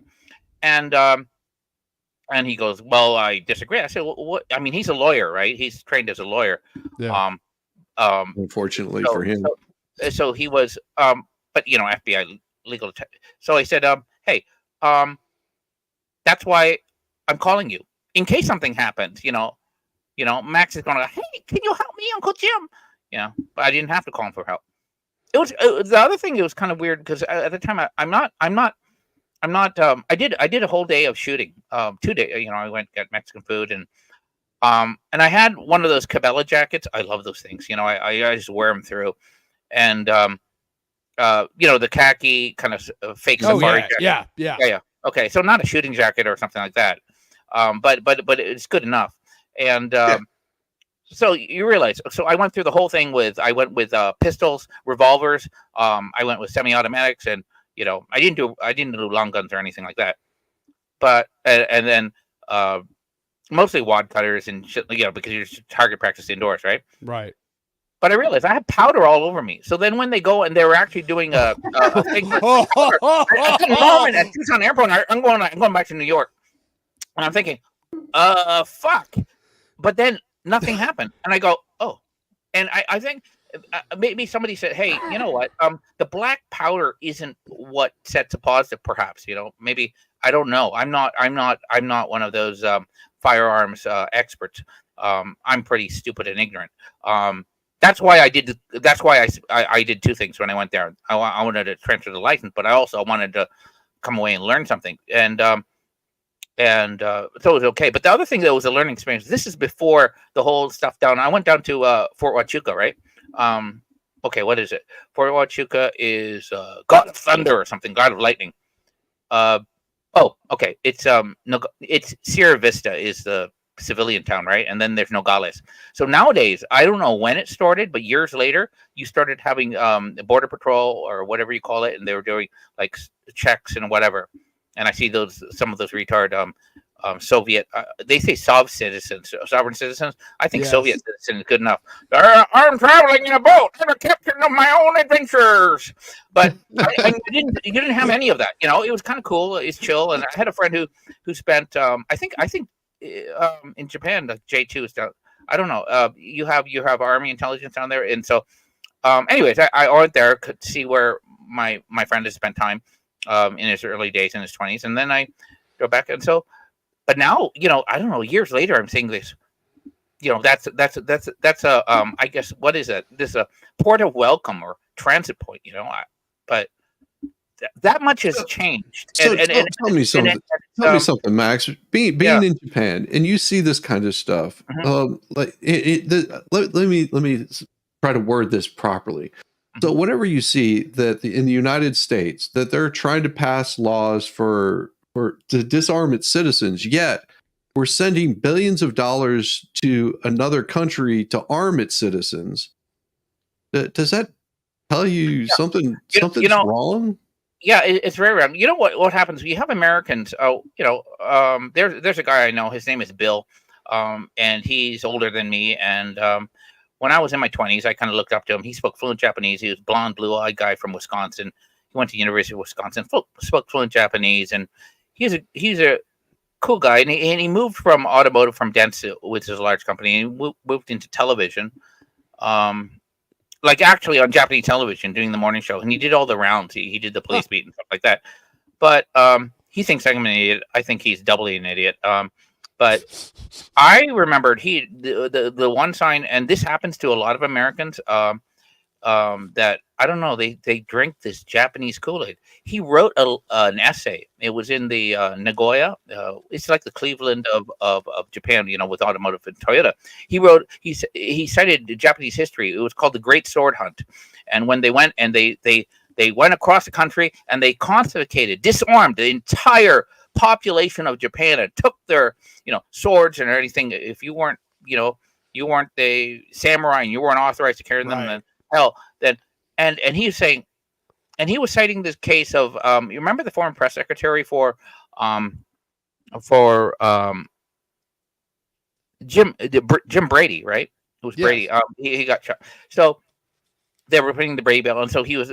But on top of the Brady bill, it was also the there was this Japanese kid named Hattori. His exchange student went down to Louisiana, and he was supposed to go to this Halloween party, but he was dressed in this like John Travolta, and so there's this guy. He went to the wrong house. There's a guy named something Pierce, and he was a butcher.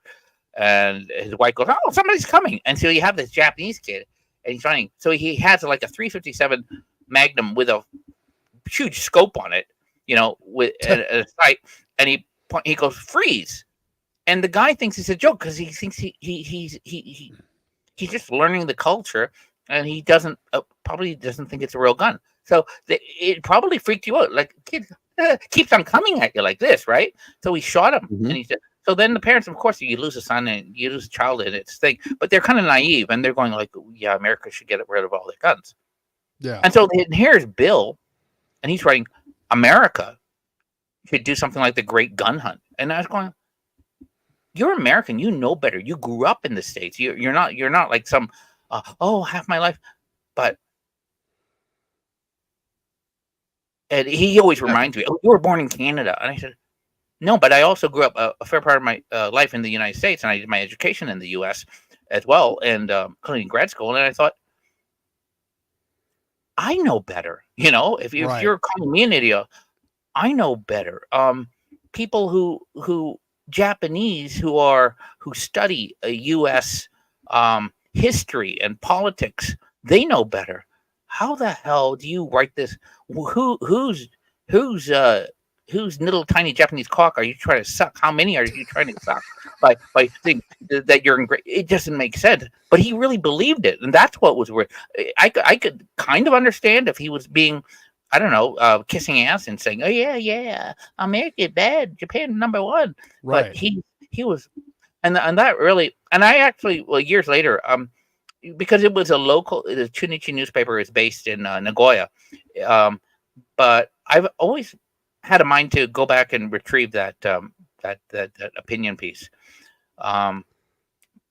because some people don't believe me. They said no one would be that idiotic and deluded. No, there's plenty of stupid people. Yeah, but even stupid people that would do that to placate. Back then, though, especially just circumstances. Now, and you have like I go, okay, yeah, I'm gonna. You see a lot of them. This is and so yeah, it's weird and unfortunate. Oh, by the way, I think you've seen both in the United States and you've seen also in Japan, Winning Reality sent me, on Twitter. Uh-huh. He tagged me and he goes, "Hey Max, is this you?" And it was a video, a quick clip of these Japanese in Tokyo, and with a big effigy of not effigy, like a big, not paper mache, but plastic, which is expensive still of Trump, and they were like a mikoshi, like a shrine, and they're going, yeah, fight for Trump. And I've noticed there are these weird Japanese, and their English is atrocious, and they're going, yay, Trump, Japanese for Trump. They were actually members of this weird cult called the Happy Science Cult. Yeah, I heard a little bit about this. Yeah. So I messaged, I replied, and after I laughed about it, then I replied to Winning Reality, and I said, oh, by the way, let me give you a little bit of background. Here's the name of the cult. And they had a political party called the Happy Science Party. And so the guy who formed, not the cult, the cult leader, he died.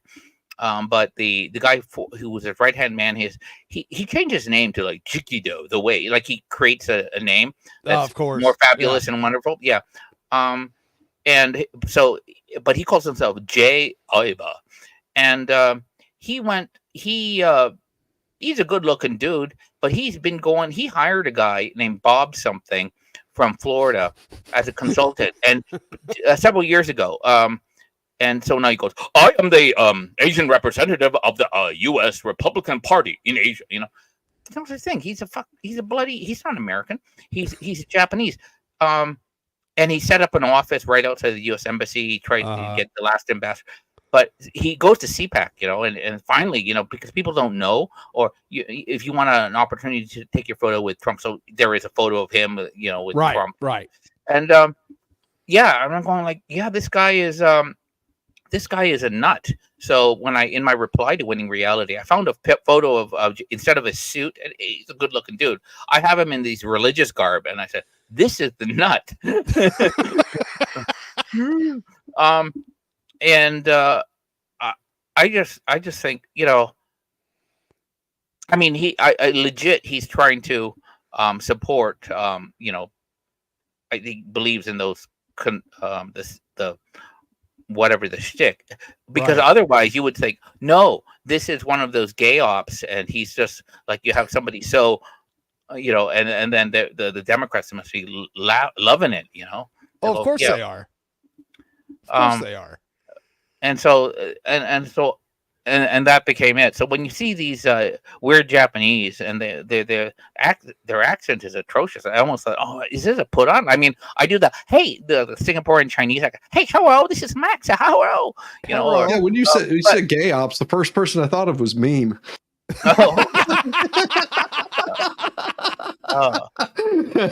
You said gay ops, I was like, hey, they met What's him. Meme? Yeah. Well, he's so he yeah, it was just it's a weird, it's funny because the right wingers in Japan, I have a thing, I think it's in English or Japanese, but years ago, some Japanese guys took all the photos of as many right winger organizations in Japan as he could, and they have these big black vans. They're quite menacing. So you would say they look like neo-Nazis, but he goes, okay, so the head of this organization, this Japan Greater whatever, his name is Masaaki Tanaka. Okay, that's a Japanese name. His real name is Kim Sin-rak. And then about 50% of them are Korean names. And so then, so then to explain this could be like, oh, you have a neo-Nazi in America, and he's going like Sieg Heil and everything like that, but his real name is Aaron Rosenberg. That would be kind of weird. But my point is, their point is, it's not like they're self-hating Koreans, but their whole business is all about business, is extortion. So, they're not thinking, they're not even thinking about identity. In fact, when I made the ridiculous example of like somebody who's through and through Jewish and involved in, say, neo-Nazi politics in the movement in America, there was a person, but that was back in the 1930s, and his name was Daniel Burroughs, and he not only grew up in Brooklyn, New York, to a very Jewish family. You even knew the synagogue where he did his bar mitzvah. And I'm not shitting on Jews or anything, but he got involved in not Lou Rockwell, but he got involved in the white supremacists, both the neo-Nazi, the Nazi Party of America, and also with the KKK. And he was like virulent, except I think it was a New York Times reporter. Someone kind of like, hey, you should check this guy's background. So he had an interview with the guy, and he explained, oh, so this is your name, and these are your parents, and you did your bar mitzvah or whatever you call it at this synagogue. And the guy first kind of pleaded, please don't write this article. And he goes, well, I just wanted your comment, your feedback before it's going to run. And the guy said, okay, I can't do it. I can't help you. So when the article ran, the guy committed suicide. Yeah. But so there's your one example. There may be others, but yeah. And so this guy, he was very. I mean, I feel, you hate your own self to the point that you need to go to the antithesis of this. That's kind of weird. But I don't think the antithesis of being Jewish is being a neo-Nazi. That's kind of it's kind of weird. But that is kind of weird. I can't do too deep. I'm not like my parents. I'm not a psychologist. I'm going to come. Actually, they're really left wing. They're like, hey Max, no white man can be your friend. Oh, by the way, that book I gave you. Yeah, the book he gave me when age 10 was called Soul on Ice by Eldridge Cleaver, and he wrote this when he was in Folsom Prison. He's a Black Panther, and so he wrote these essays. And part of it was, he would grape young women. Fellow Black young women when he was young, but then what his point of his essay was, he would later target the blonde, blue-eyed white women, and he explained that was the ultimate catharsis. This is ultimate, and I think that's effed up. You're giving this to a 10-year-old, Yeah. And so after Max graped, no, I'm kidding. But that's a weird. But this, someone said, is that an extreme level of indoctrination? I said no. This is. Let me boil it down to this.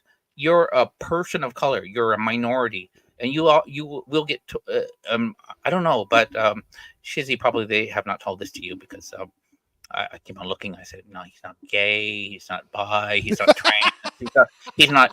But they'll say like, hey, Shizzy. So some aspect of your life, maybe you didn't. Maybe you're doing really well, but you're in maybe you're doing really well in something Army, but you didn't make the cut. Because you on your swim for the swimming test for Delta for Special Forces. Oh, and then you go, yeah, because they're racist. Yeah. You didn't make the last cut because you're Asian or something. No, that's not it. You didn't make. Well, I actually knew a kid, not a kid. He's a full grown man, but when he was young, he did ROTC, and he did when he graduated from college, he did a year. They call it an internship, but there's a full ass job with the National Customs, and he had a hard time. And he kept on saying, well, Perry Wu, the only Chinese American there, said it was because of racism. I said, no, you were a soft, pudgy yellow man. Suburban. No. And these are Spicks and Micks who are street smart. So it's not your race. But you don't know. But you can believe Perry F and Wu all you want. But you're teaching mathematics at an international school. You're not yet 35. So why don't you look at the other agencies and offices where you can have a gun? Like everyone goes for FBI in the old days. Okay, before the TV series. Say you were looking at law enforcement and FBI. You know, one thing where a lot of people didn't know about before it became a TV series? What? Naval Criminal Investigation Service. That is a civilian law arm, yeah. a lot of overseeing Marine Corps and Navy. And so you get a badge, you get a gun, and you get to do stuff. But the problem was when he passed everything, there were also budget cuts, and also all these morons had been fallen in love with that TV program, which is now they have offshoots and everything. But then I said, you continue. You look at these things before and he ended up in DSS, Diplomatic Security Service. Yeah, and he visited Japan earlier this year with his wife, and he's out in one of the he's a deputy chief of one of these things, and he's good. He's happy, and I'm just I'm glad but he grew up. He naturally, he didn't really think about too hard, but he was willing to go ahead in life saying, "Oh, okay, I didn't make the cut in this agency or in this area, this kind of dream job that he wanted to do." He's a really kind of serious guy because of his ethnicity, and so he just was not going to do it. So you had to have somebody who turns around and say, "That could be true, but you have no idea if that's true." Because it could be just like somebody is better than you. There's a lot of competition, but what the left will do is say, no, you didn't make the cut. I mean, there are a lot of cases where you get these cases where even if it's those cases, if you're an Asian and you went to the top school and your top SAT scores and you didn't get into say Harvard because there's too many Asians, they said, and they discriminate against you. Well, who cares? You're just then you're going to give up. You just keep hitting, This is awesome right here. Check this out, Max. Into the truck over there so they can bring clean visuals to us. What is this? The truck over there so they can bring clean visuals. Oh, that's a great guy. Is that you? Into the truck over there. Yeah, no, this is Florida man. Dude's wearing full safety gear reporting. Meanwhile, you've got Florida man with like no shirt on, running shorts and shoes, just like casually going by. That's how they look at it. They don't care about hurricanes. They're like, we get them all the time. Oh, one thing, because we call them in Asia. I don't know what it is. Is it hurricanes in Asia are called typhoons, right? So I've been through a lot. The problem is, like, when I was in my 20s, I was in Japan, and there were 1 or 2 typhoons in my memory where you had flower pots going at how many miles per hour, if you go outside and you could get hit in the head. But then it was weird because as I got older and every time they have a typhoon thing, it's always a disappointment. It's like, oh my, if I was a woman and there was oh, you got whiskey dick, you got coke dick. Oh, you can't do it. It's just like I'm looking for, and so, and actually people do make the mistake. They get complacent and they're going, oh, come on, man, the past 8 typhoons, it's nothing. Right. And then one day you're going to get one. You're going to go, I got a flower pot in my head. I'm dead. You got to be a little careful. But I confess I've been kind of complacent. So typhoons, when you don't have flower pots flying in the air and stuff like that, they're kind of fun, So I totally identify with the Florida man. You get wet. Who cares? But yeah. And of course, those news guys, so sometimes, they get totally outed because, they're on there and those classic ones that came in the past, like the flood, and it looks like they're in deep water and somebody just kind of wades and it's about knee deep. They're standing at somebody's swimming pool and saying that the flood waters are coming in. Yeah. We see that all the time. I mean, it's so ridiculous. I mean, right now my basement's flooding. Oh, really? Oh, gosh. Sorry to hear that. Legit. No, I hate.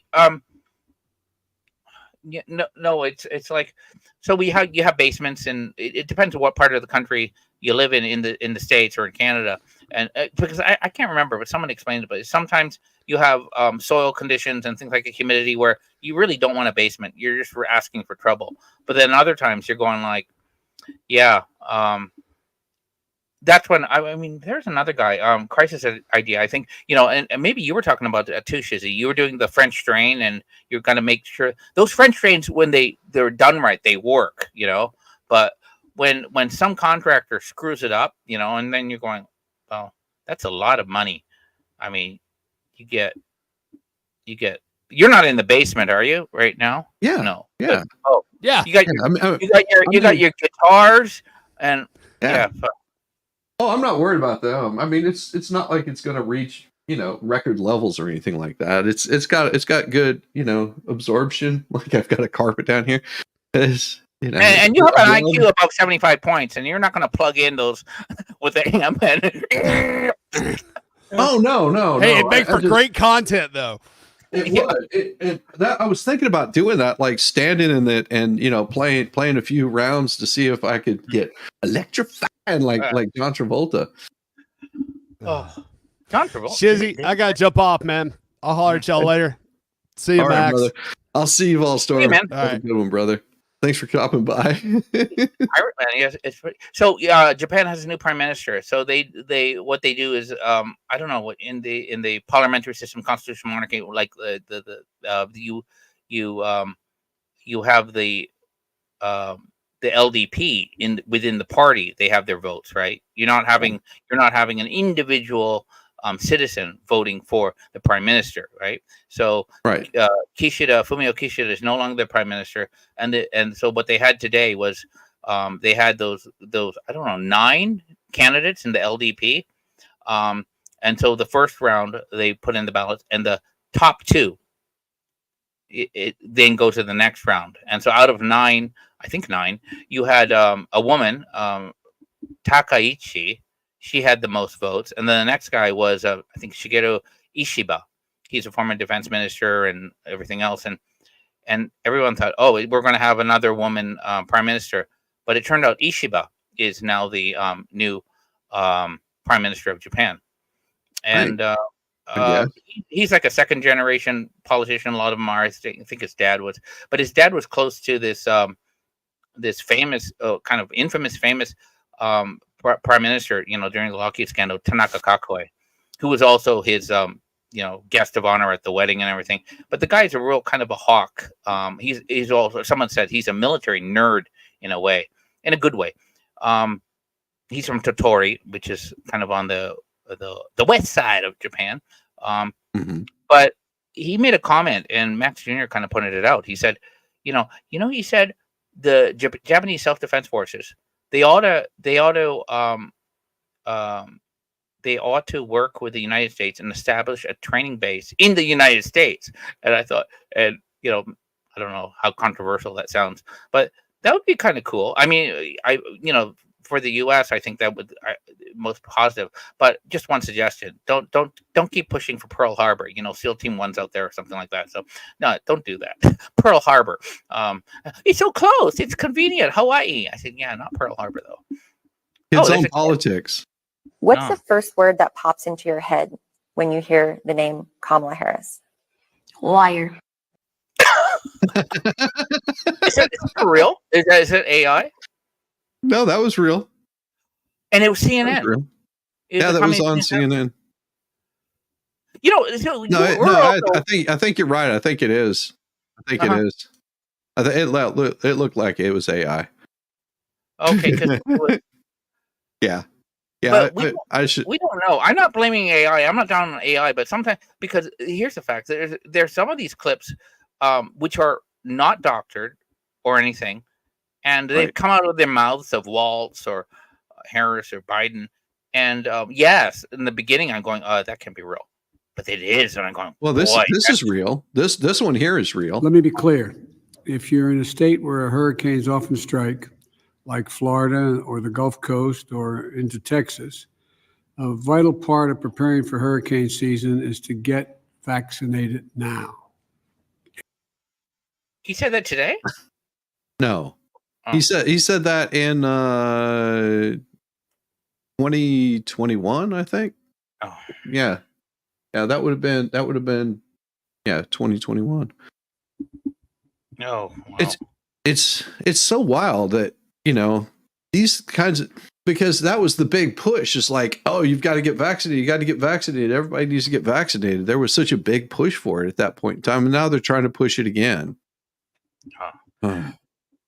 Yeah. And it was a thing that's never been explained is typically with conventional attenuated vaccines, during flu season, the whole argument was saying, listen, those who have compromised immune systems and the elderly, many of them cannot do a vaccine. So the argument was, please take this attenuated vaccine flu so that your loved ones who have compromised immune systems, the elderly, etc., are more likely to be protected. But then during this period, they were making the elderly a priority, and I was going like, what? I thought those were the ones who couldn't do it, and were there were issues. So that was the weirdest thing. And they're going, and it's almost like someone's gaslighting you. They're going, no, that was never, And and the other thing was, a lot of people actually, those people who are upset about a vaccine, and because you're kind of vilified, oh, you're one of these crazies, and you're not based on science. Actually, they would not all, but many would have been okay with an attenuated vaccine, not an mRNA. And you know what? There was an attenuated vaccine, and it was required only one shot, and it wasn't from China or Russia. It was from Johnson and Johnson. That was one shot, and its efficacy rate was 68.5 or something. And remember, they were saying, look, anything over 50% is good.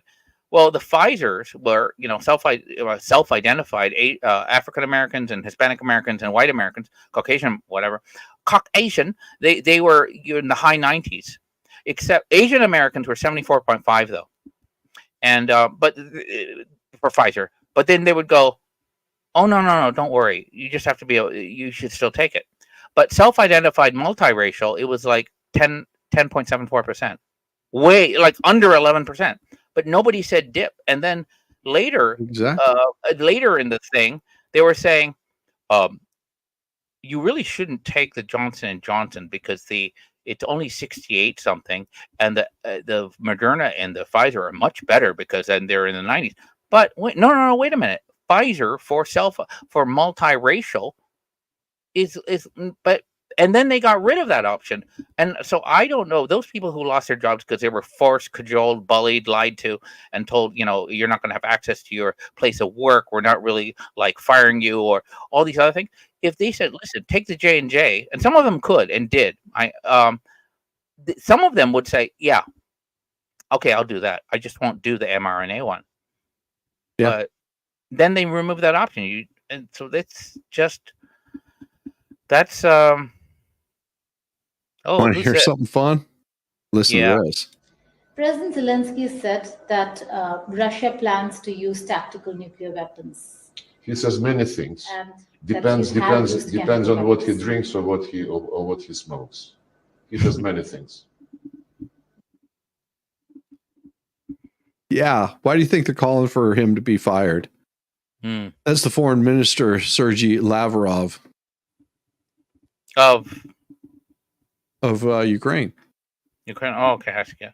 No, I'm sorry. That's Russian Foreign Minister Sergei Lavrov. Now, to be fair, like when you look at the statements that Putin has made from 2000X and forward, he's talking about the issue of NATO, and he's been consistent, and he has made statements saying, if you're crossing this line, not only we have, paraphrasing here, we have nukes, but he also points out we're always talking about the large scale ones, right? But tactical ones, and that discussion. So you could if somebody says, and just like there was kind of this fake news going on, so I think there was some people were using footage of a Ukrainian strike in Russia or something like that, large explosion. They were saying, this was, or they were simply using some of the bombing footage that Israel did on Lebanon, and they said Israel did a nuke or whatever. But I just point out that if you did one, you would not know for the first, 24, 48 hours. Oh yeah. And you would go, they would go, oh, we're checking on this and we're figuring this out. But you wouldn't know. There would be this uncertainty. That's the beauty of it too. That's a beauty. I'm laughing. I'm kind of cynical. No, but that is very true because whenever you have a blast like that, you have this thing that's an electromagnetic pulse. Whenever that happens, it shuts down all communication. Like it's gone. It just all radar, everything just disappears. Like you see nothing. It's like a big black hole just opened up and swallowed everything until, if you're driving a car, the battery, it's going to shut down. It changes everything. And that was, it's, you don't want to have, nuclear bombs going off. That's all I'm saying. Oh yeah. Here we go. We got this. This is hilarious. The vice president has a long history, a well-documented history of really being an ally to these immigrant communities. She has 2 chapters in her book, I Say We Fight and We Are Better Than This, where she really makes a robust case for undocumented immigrants. During the Trump administration, she talked about a climate of fear. She dismiss the border wall as ineffective and a waste of resources. And so, and even her guest at the joint session of Congress was a DACA recipient, was a dreamer. And so for her to go down there and characterize herself as tough on the border, to me, it isn't consistent with a lot of the policy positions that she previously has espoused. No lies. No lies there. I mean, she's been pushing for open borders since before back in 2019. She was pushing for open borders. She's been pushing for open borders for quite some time. Yeah, future Democrats. Mm-hmm. And no, I mean, there's definitely in the look when they kind of liberalized immigration in other Western countries. There was a time until the 1960s where maybe even there was a acknowledged term like I don't know if it was like something like white immigration, but Australia, Canada would favor those from Western countries. And then you had, international students, and they would be over, and they would be visited in Canada by, I don't know what they were social in a sense, almost, and they would tell Ching Chong, who were grad students, and they would say, well, we would encourage you not just to remain here after your studies, but also naturalize as a Canadian citizen.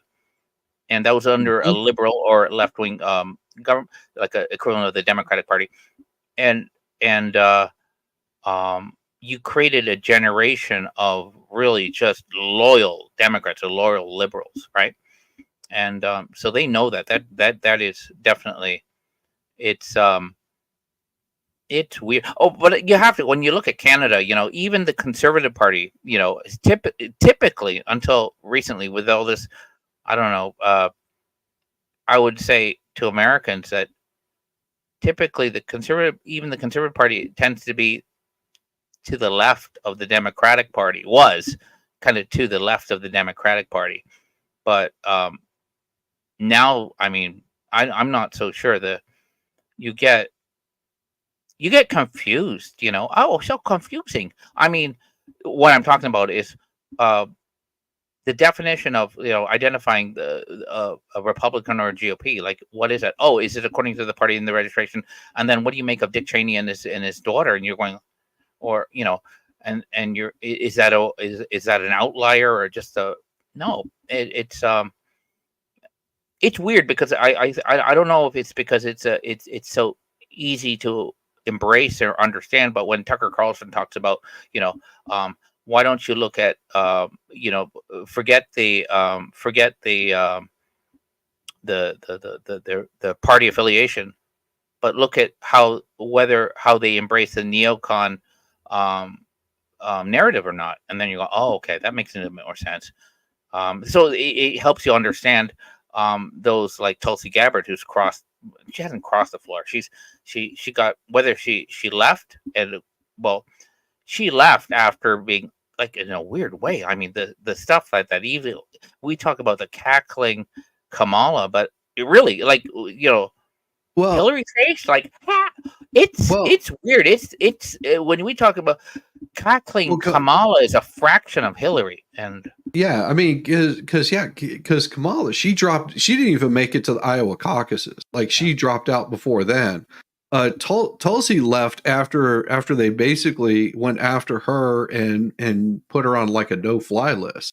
They said she was. I mean, she's still serving in reserve. She's a reserve officer, and she served, and she's a congresswoman, and they and Hillary's saying, oh, she's a Russian asset, all that kind of shit. Yeah, no, that's, and she ended up going independent because she was just like, screw these people. Like, I guarantee you, these are the things that they don't talk about, that there's a whole bunch of crap that you don't hear about, because if they talk about it, it really gives away all the inside scoop on politics of, the kind of, like, they more than likely went to her and said, "Hey, you're never going to be president. You're not going to be vice president. Don't even try for it because we're not going to back you or support you. We already know who we want in there, and this is our plan." Like this is the thing that Democrats do. That isn't just a 2-year plan or in the moment. They're 10 steps ahead already. Whenever they pushed for Joe Biden, they pushed the severe person Bernie out as quickly as possible because he was stomping all over the place. Like they made sure to run hit pieces on him, make him look like he was horrible. And whenever Camel Toe got in there, nobody liked her. I mean, you can't spin the narrative to make people like somebody that is that unlikable.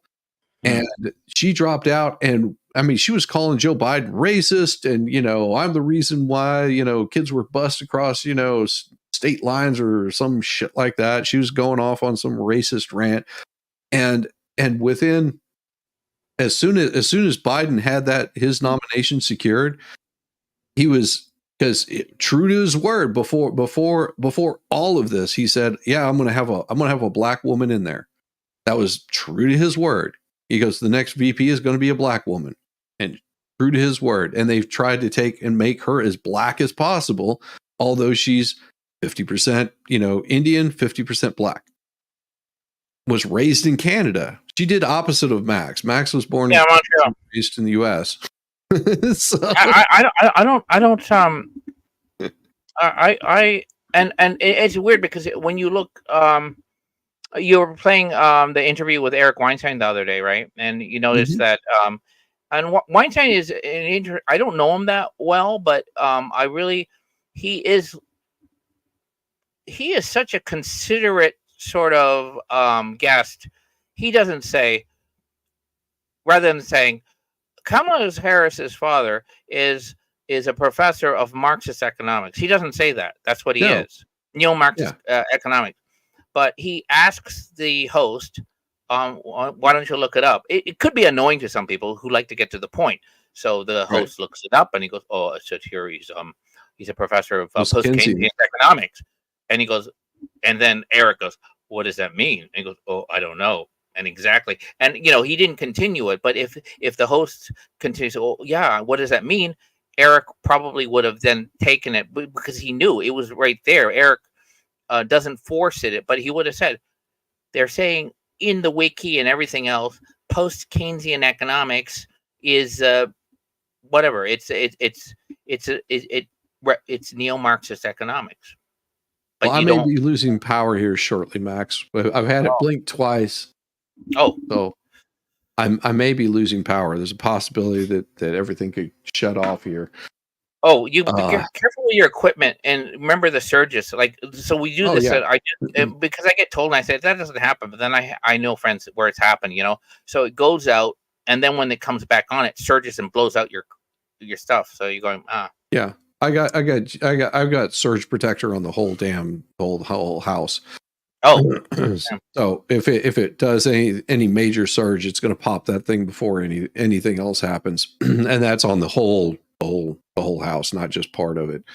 I don't have to worry about that. Plus, I have everything on battery backups, and so like if my power went out right now, my internet's on battery backup, and I'm on battery backup on my computer. I usually have about 15 minutes to shut everything down. So. But if you see lights blinking, that's all that's happening is power. Most likely because here, my neighborhood where we're at, we have a lot of old trees and very tall trees. So there's always a possibility that one will fall over and take out a power line. It happens quite often. We're sort of used to it. I mean, I think it was just last week or the week before that? Like right before we went out of town, there was a tree that fell over and took out our neighborhood for about, I don't know, 12, 13 hours, something like that. And we get used to it. The entire Republican House has been running Russian intelligence. Yeah, I mean, it's all ridiculous. Oh, Russian intelligence. Oh, I have a classmate. It's a friend actually. He's he is actually a multimillionaire now. And he, I think, was his boss, the oligarch that he worked for, Oleg Deripaska. He was in the bullshit Manafort indictment that was opened up it was a Monday. It was like October Monday, maybe it was the 29th or 30th of 2017. I had lunch with Artem. He was in Tokyo. We're having lunch, and then 6 hours later, the indictments opened up, which is a BS indictment. But he's in London, and he has, I'm not going to dox him or something like that. But he was looking. He had done an IPO. He had done a public of. So these were the large conglomerates for like hydro and aluminum. They kind of go together. And he had done an IPO on the London bourse, but he had done one 10 years earlier on the Hong Kong. And then he had come and said, "Hey, look, I'm going to be kind of running a second placement." So, but it was weird because the few people I knew that run funds and something like that, even back then, the whole Russian thing, I've got to be a little careful. And I said, well, okay. But so he appreciated it. I was just going like, this is BS. But it's kind of interesting because I really like that because he remembers something. You know how, I don't know why I remembered, and it is maybe creepy. I remember he was born in Kamchatka, which was kind of a military area. It's restricted. It's near Vladivostok, so you couldn't go into that area until the Cold War. After after what 89, 90 or whatever. And it was interesting because he went to Moscow State University Engineering and then American University Georgetown. But he's a great guy. I really like this guy. He's just like So did you saw that little piece I showed on the fraud scheme, right? You saw that. Oh, ActBlue? Yeah. Are you on that list too? Are you down for like a couple $100,000, Shizzy? Yeah. No, you'll never see that. Because if you were, maybe you can claim it back on your taxes. Well, see, here's the tax free. See, here's the beauty of all that. Both my wife and I we're opposite, politically. And this sort of really throws people off because if they know my wife, they think that I think the same way she does. And I'm just like, I disagree with you. And they're like, but your wife, and I'm just like, yeah. And I was like, I think that is a part of the American ethos. There's Norman Rockwell. Yeah. There's a great drawing a photo, and it's a husband and wife arguing, waving. I think maybe it was Dewey Truman or something. And they're arguing, and the kid is crying, and that's a great photo. And I say, that's And that is the part of America that people fail to understand. It's like I hear the same. See all the stuff that Kevin's talking about in chat and thinking that, oh, I got you on this, dude. You don't. Trust me. I've heard all the same bullshit from my wife, and I can sit there all day long and debunk all the bullshit that people are talking about. That's the thing about it is I do the same thing with my wife. She says something and I'm just like, look, that's not true. Here you go. And she does the same thing to me. Whenever I say something, she's like, that's not true. Here's the fact that it's not true.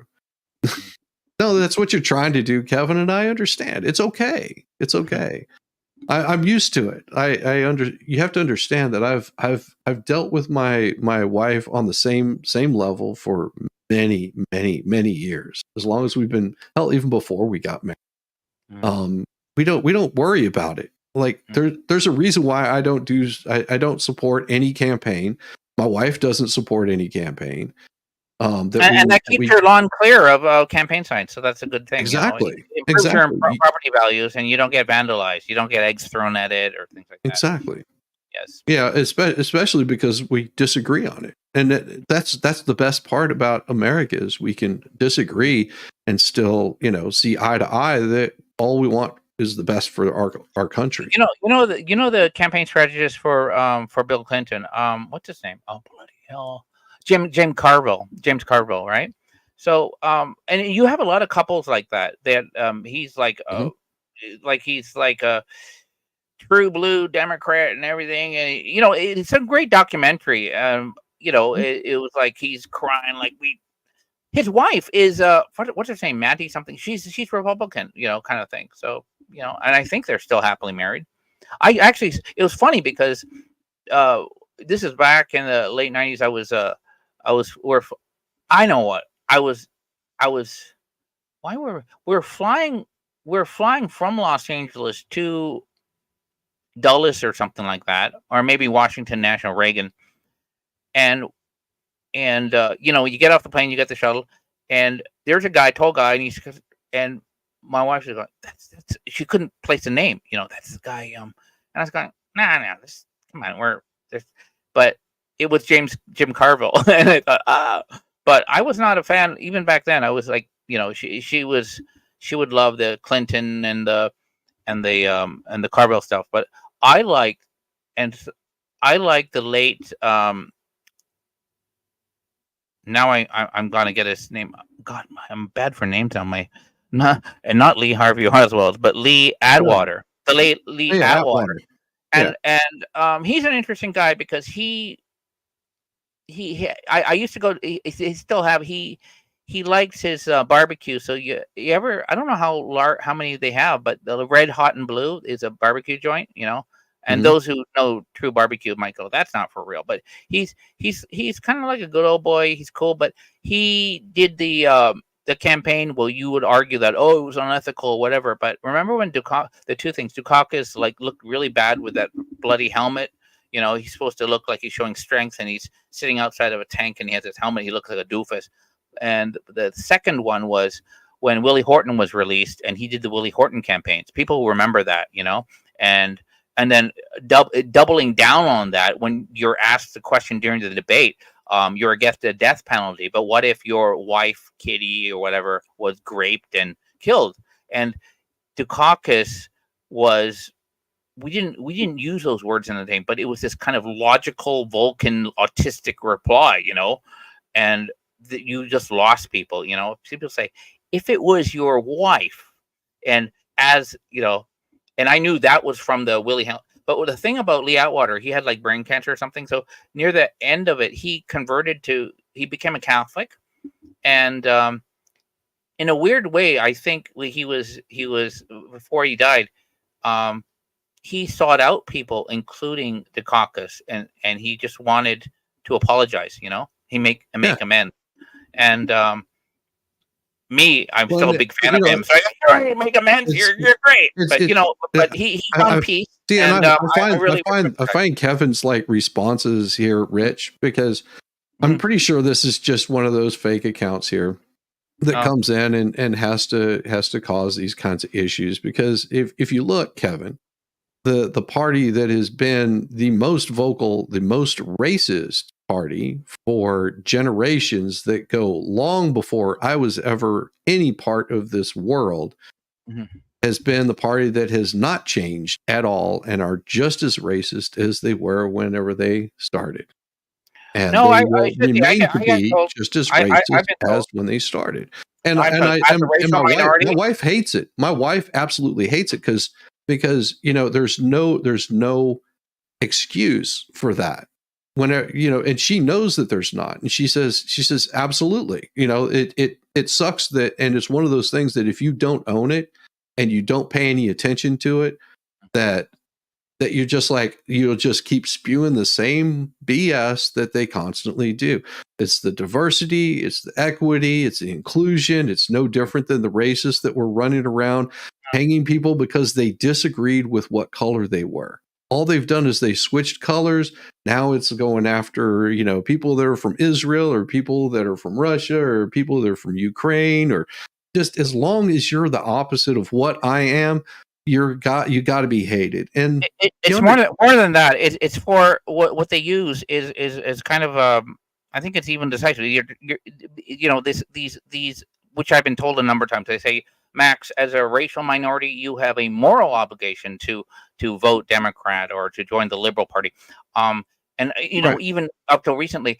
But or as a Christian, you have to vote for the Republicans. You don't owe people that's the thing that people don't understand. You don't owe somebody because of what your beliefs are. You but have as a recruiting tool to say you need to belong to us so that you can. and it's really weird because what it does is it still works on people, but that's evil in itself. And look, look at Hillary, her heroes. You go to pre-64 and everything. Her hero and her mentor is Thurm Strawman. You're looking at some of these incredibly, Yeah. evil people. And I think, yeah. Strom is the only person that left the Republican Party and went to the Democrat Party because they aligned with his racist beliefs. I mean, that's why he left. Like everybody says, oh well, no. You have to understand that these people are freaking horrible. Back in the day, the same people that are sitting here talking about, abortion should be women's rights. They're the same one that the founder Sanger was into eugenics. The same thing. She preached the same garbage that the little German artist was preaching. Have the same damn beliefs, and that's where the support was for Hitler and the Germans, and they were all about it. And they promoted them, and they've been pushing for it ever since. And so whenever I hear people that are just going, they sit there, oh, that's not true. That's not, dude, I don't have to show the receipts. Go look it up yourself. And don't sit there and listen to the bias portion of it.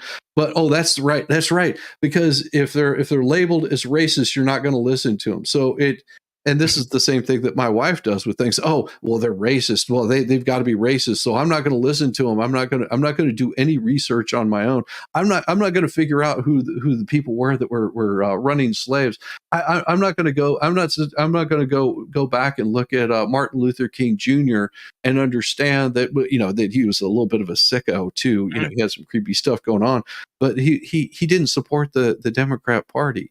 He didn't support the white liberals, or Malcolm X had no love for the white liberals either. Yeah, they tend to forget that Martin Luther King was a preacher, and that he was a big Republican supporter. I mean, they tend to forget this.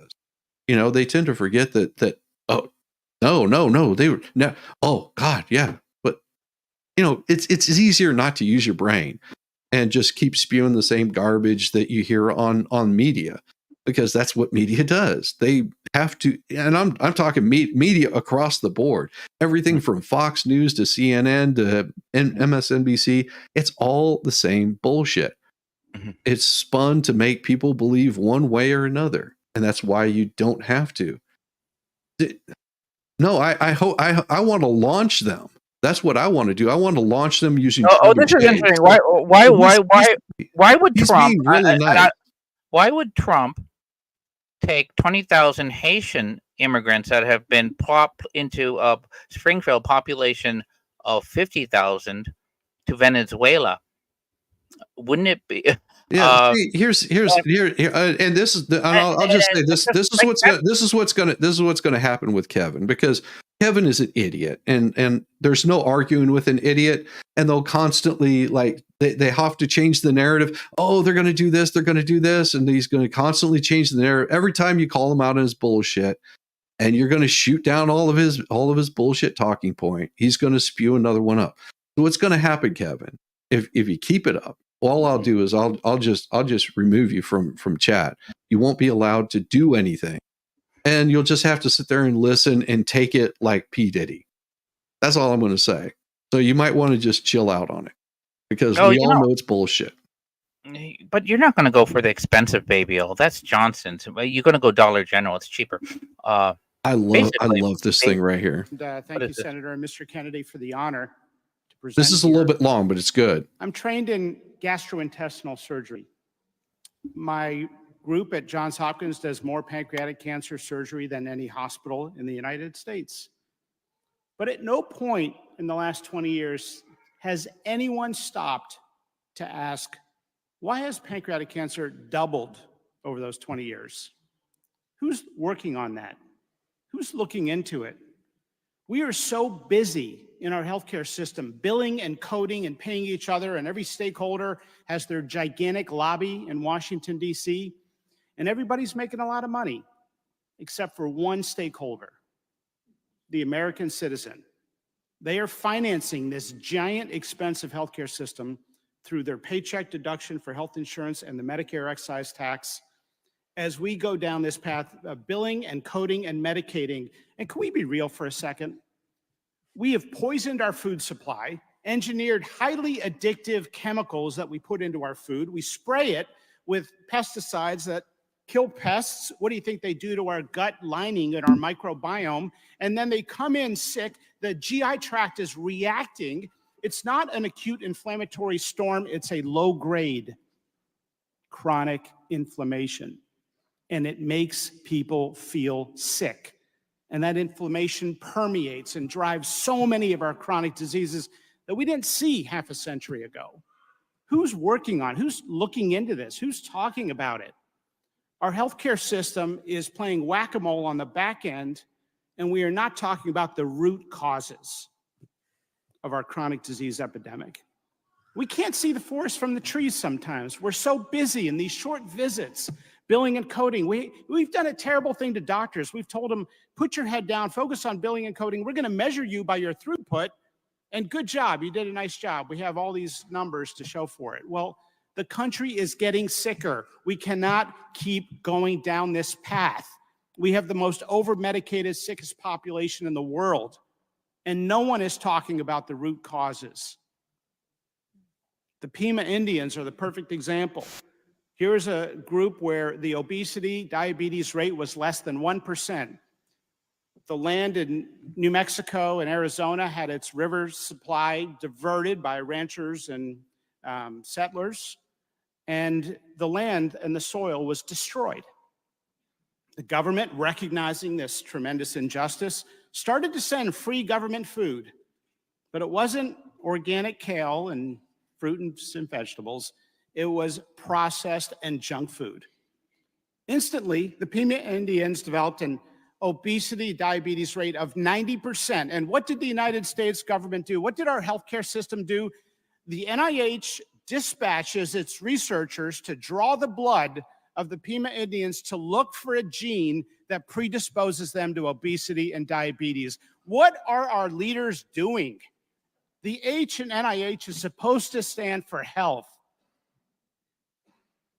Where are they spending their money? On food as medicine and looking at the estrogen binding properties of pesticides that are driving our fertility rates down?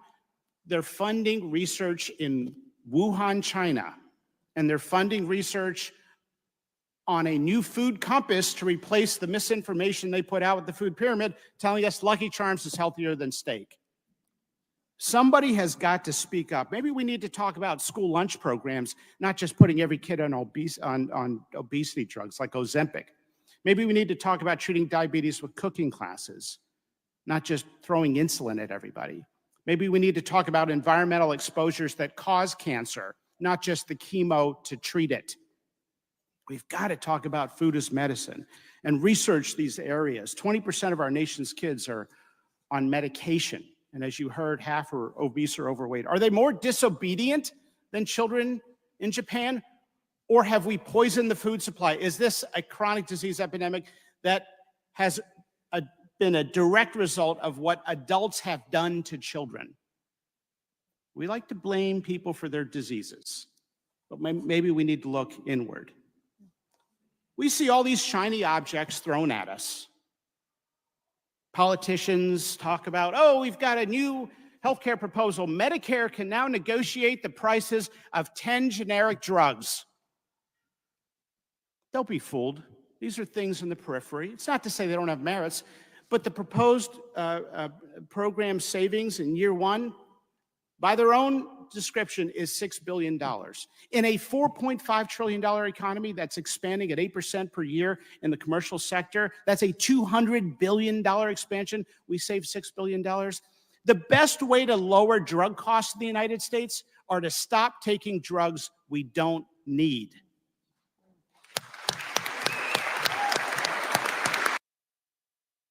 Yeah. and you know, and Catherine says, "I am from Germany. I'm still always ashamed. At the same time, I hope to not get ignored or bullied about coming from my country. I was born long after World War II, born in 1970. Congratulations." No, I mean, and that's the thing is I don't believe in the whole bullying thing. You know, that's the thing. In the South was known for a lot of the racism that was happening. Oh yeah, but here's our other thing. We mentioned Malcolm X before, and so if you look, one of the things of Malcolm X, he didn't write a lot of his stuff.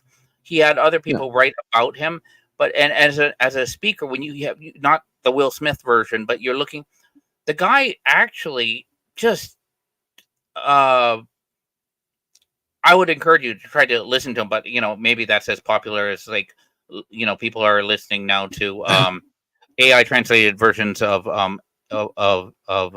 Adolf, but which actually is useful. I was talking about is if you're saying, "Oh, you shouldn't listen to it; it's really terrible." I think, why? Because I actually wanted to look at, and there's different variations on translations of Mein Kampf and things like that. And why would you do that? Well, there's no doubt in certain cases when in certain speeches references to Jews, you definitely got that. It wasn't a case of. But what was interesting for me was how where was this virulent hatred for, you know, from a Max Murdoch point of view? Hey, they're white people. No, Slavs, Russians, Poles.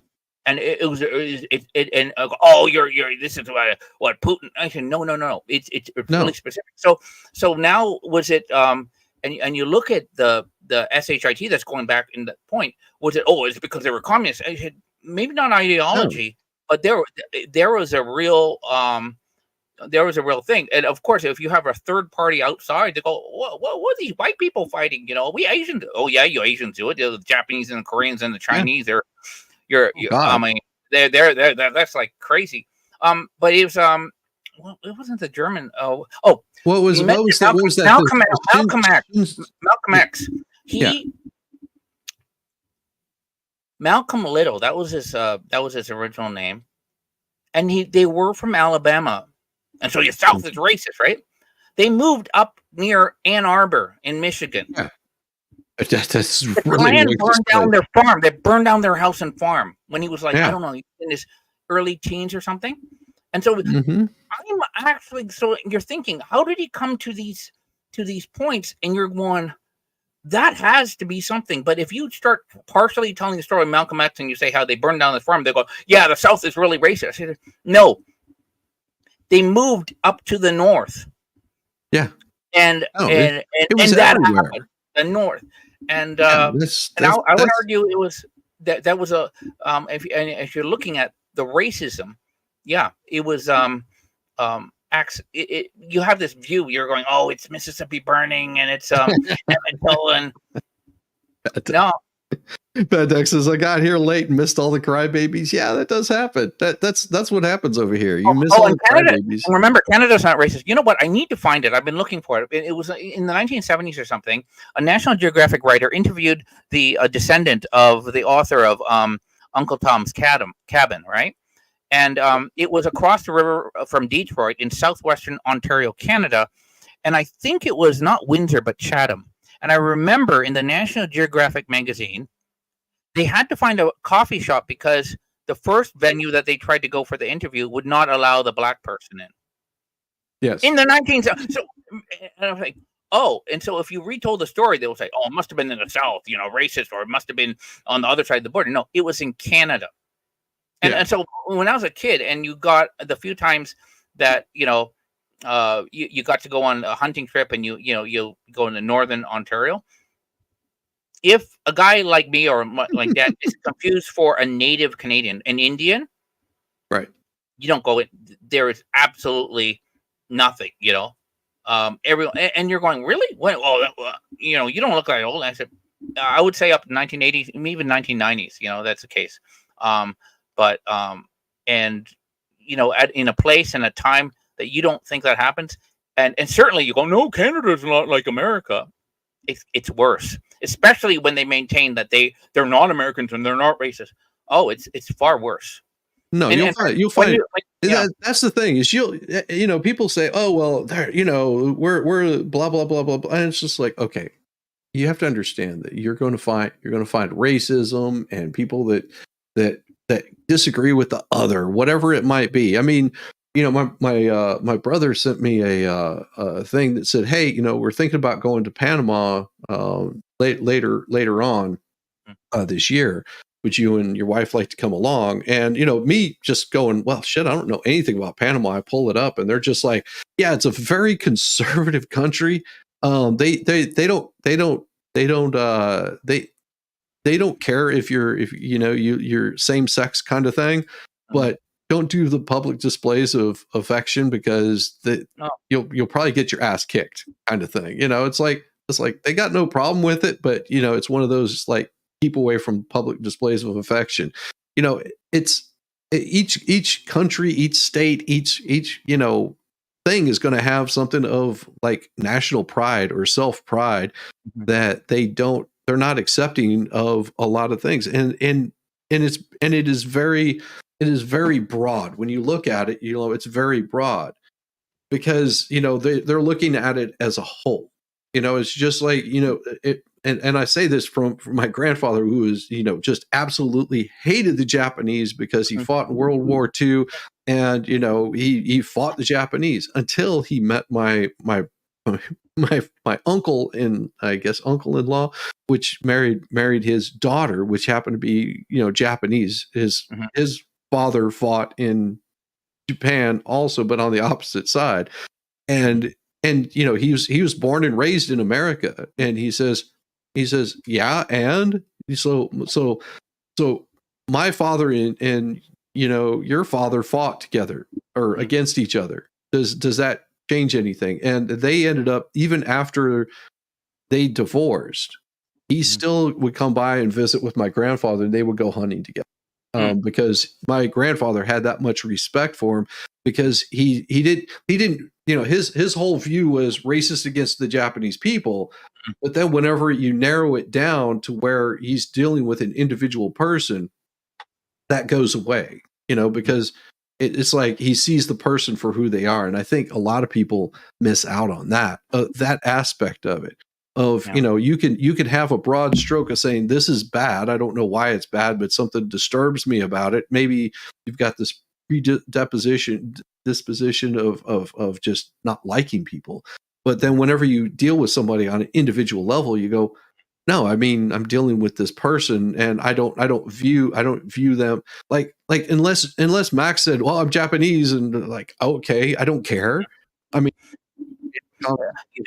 one thing I did find I found curious about how America looked at the civil rights movement, and they're looking to I'm not even going to do stupid things like affirmative action, but the whole busing thing was there. Yeah. This is what I have an issue with. You have enough shit to deal with your kids, and often you look for neighborhoods and schools, but there are actually, you're going to take white kids from here, and you're going to bus them there. And this is going to improve relations. I think you're forcing people to and once you do that, you start doing that, you're going to they're going to get their backs up, and I think almost maybe could that have been the ulterior motive? Like, so Lyndon Johnson, hey, yeah, okay, it could be. It could be good for us, man. Well, there's a possibility that the goal of that was to get people that have certain beliefs that they're actually the same, like, but they just don't. They approach it from a different aspect. And I heard something the other night that I found really interesting.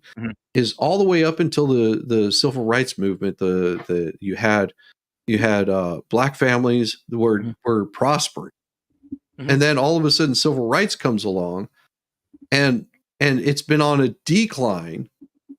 And what causes that? And there's lots of different aspects of it that you can look at. Of what causes this, well, did crime get worse? Why is it that you have more black men in prison? then you as per capita, if you've got 20% of the population, but 50% of the crime is being caused by that small amount of a population. Here's another interesting is number. It the laws that were created? Was it and then I've heard the argument of because they slammed all these people into one community and kept them locked down. That doesn't make any sense, because these communities already existed like that. You had the Black Wall Street.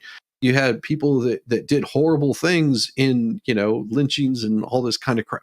You can't deny that shit happened, but overall, you would think that would have caused much worse than it is now. And I think because I don't know.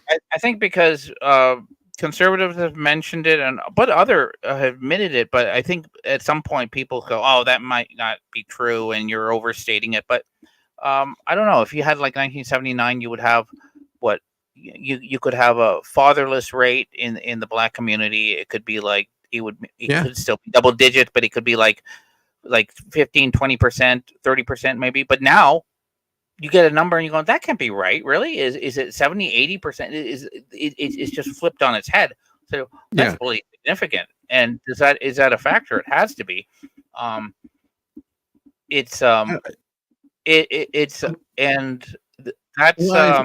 think a lot of this also stems from our education system, that is so promoted by politicians that, we can't teach this, we have to teach this. And I think it's a culmination of different things that get put together that cause all of this division and crap like that. Here's a perfect example. Just watch this. This will explain a lot. Tell me a little bit about yourself.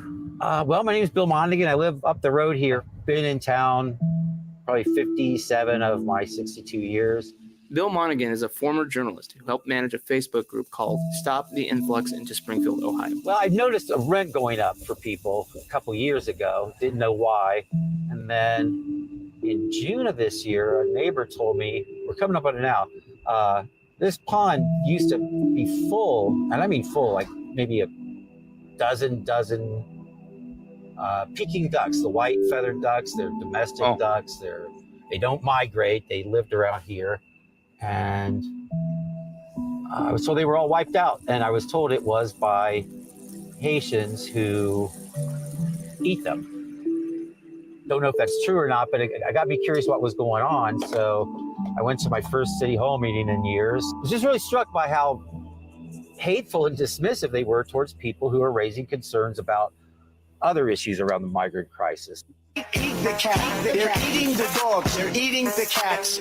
As soon as stories of Haitians eating pets started going viral online, Eat the cat. mainstream media, in lockstep, did what it does best. It created a counter-narrative. The oldest racist tropes. They call these baseless claims racist, xenophobic. Double down on their racist lies, falsely accusing Haitians living in Springfield, Ohio, of eating people's pets. According to the media, Springfield residents expressing concerns about a sudden influx of 20,000 Haitians were the real problem. I talked to one man who saw some of these baseless claims as credible, and he told me he feels like Springfield's going to be lost because it'll be sort of overrun in his mind with Haitians. Hateful speech that literally are creating the security issues in Springfield. So-called reporters from around the country swarmed Springfield, calling out Springfield residents by name. NBC News has now spoken to a woman. Her name is Erica Lee, and she's the woman behind one of those viral posts. She just texted me, quote, "I messed up royally," and she said she never meant to cause so much hate. So have there been concerns in Springfield about people who are speaking up about it, but they might not want to because they're going to be labeled racist or they're going to be labeled as xenophobic? Oh, certainly. I mean, that's already happened. Again, at the city commission meetings, they're really careful not to come out and call you a racist, but they insinuate, again, the main concerns people come in with are, the economic concerns. And then there are the cultural concerns. What have been some of the cultural concerns? Well, the reckless driving is a huge one. A woman was run over and killed, and the driver has not been charged with any of even the traffic violations he was involved in. It's a more misogynistic kind of culture. Women report being followed around in stores by applications. Yes. And to the point where they're so nervous they have to ask for an escort to get out to their car. And I understand it's because of the climate down there, the social climate. There's a tendency to be kind of like intimidating with people, getting right up in people's faces. And I've seen that. And was there any input? Did the city or the county ask for any input from the community about this? I would say mostly no. I mean, they might have allowed input, but they ignored it. And was there even like a vote? Oh, heavens no. I mean, they're on the commission voted on a resolution. There was no, referendum to the public about this. No. Hey, Yeah, I'm going to put this in comments. I think this handle, I just want to put this out. It's called Red Flagged Podcast. Is his name is Anthony Harris. Okay, I've heard the name. Okay, and I'll tell you why. Because he has a very small channel, and I've subscribed to him. I'll tell you who he is. He's a black guy, and lives in Springfield, Ohio, and you will recognize him because he was one of the original videos. He went to the city council meeting, and he was wearing like a red hoodie, and he was talking about what he had seen. And part of in his small channel, he had kind of been, I don't mind, TikTok or something like that, car crashes, or maybe Instagram, car crashes, and then you do have rates because of when you put anybody. You put 20,000 Haitians and the guy who's no longer posting in there, they're all legal. They look like they just came from Port-au-Prince and they were processed through. So you're giving a little thing, and so they're claiming refugee status or whatever. So I don't consider them illegal. They're migrants, and so somebody has made this wonderful genius decision to put you could. Now, if I want to create, this is the white race supremacist. There's a band new racial holy war. If you want to create this sort of thing, I will take 20,000, I don't know, Canadians, 20,000 in this case Haitians, and put them in a town of 50,000. Yeah, it's like I wonder. I got this sulfuric acid. And I'm thinking, I got this chlorine bleach. I wonder what would happen. What could go wrong? You're absolutely, there's going to be issues. The stresses on the social services, like a town like that, when you run if you're running the revenue, the business of the services that you have, everything is strained. Yeah. And there is, that's, they're saying no, that's fine. It's not like a drop in the ocean and nobody cares, and that people are just have to suck it up. You're absolutely on top of that. A lot of them are, they have jobs, they don't speak English, and there's no onus on them to say, hey, this is America, and welcome to America. They're just saying, hey, this is how we do it in our country. A wonderful country. Anderson Cooper had said it's so beautiful, and he couldn't imagine anyone, saying any bad things. He and his boyfriend or husband were going to go there on vacation. I remember that when they took something out of context with President Trump, and he didn't say a country. He said, why are all these people from shithole countries trying to come over here? Oh, that was a dumb question, Mr. President. Obviously, you come to America, but then the left one said, he called Haiti a shithole country. That's like saying, why are the effing retard land to go, Max is a great guy. You didn't say that. You just so. And then Anderson Cooper at that time, he was almost crying. He goes, it's a beautiful place. I've been there. I'm going to go there. The way he said it, I'm going to go there on my next vacation. And I didn't see him go on his next vacation with his husband. No. So so anyways, the guy, and I think he's actually technically running for mayor of Springfield, but he's in his 30s, and Red Flagged Podcast is his channel. And it hadn't been that active. I looked at it, and then he's been posting recently and certain things he'll say, I think I'm not sure if he said he saw the ducks, but he didn't see actual dogs and cats, but he and people are picking on it. You didn't see this. No. And he's there and he's still there. This is why when they're going, oh, this is Trump said this and it's completely bullshit. And They're it's asking funny because and when I repeat that, when I say Anthony Hopkins or not Hopkins, Harris, and I point this out, if I don't specify the race, it's funny because they're going, see, and that's typically so. Yes, yes. Oh, he's black too. I mean, yeah. I saw this come up. This was something else that I wanted to sort of cover, because I was like, I didn't really understand it first. Whenever it first came up, appeals court signals it might be open to altering. That's not how appeals courts work. If you don't understand this is not how appeals courts work. They're not open to altering things like this. But I wanted to read through this and maybe somebody out there can understand some of this. Some judges in a New York appeals court appeared receptive Thursday to possibly reversing or reducing a judgment that stands to cost $500 million. One judge called the former president's penalty troubling and wondered if the state's policing of private business transactions was deterrence or a mission creep. So basically, the appeals court is looking at this, and it's not about reducing it. They're looking at it going, why is he being fined $500 million? Like that. That's like such a ridiculous number. It's like Alex Jones getting, what was it, a $5 trillion law or whatever, however many $1 trillion lawsuit against him. You're just going, this is the economy of a small country. I mean, why are they doing that? I mean, it makes no sense. A 5-panel judge in the state's Intermediate Appeals Court in Manhattan quizzed lawyers representing Trump at New York Attorney General's office during oral arguments.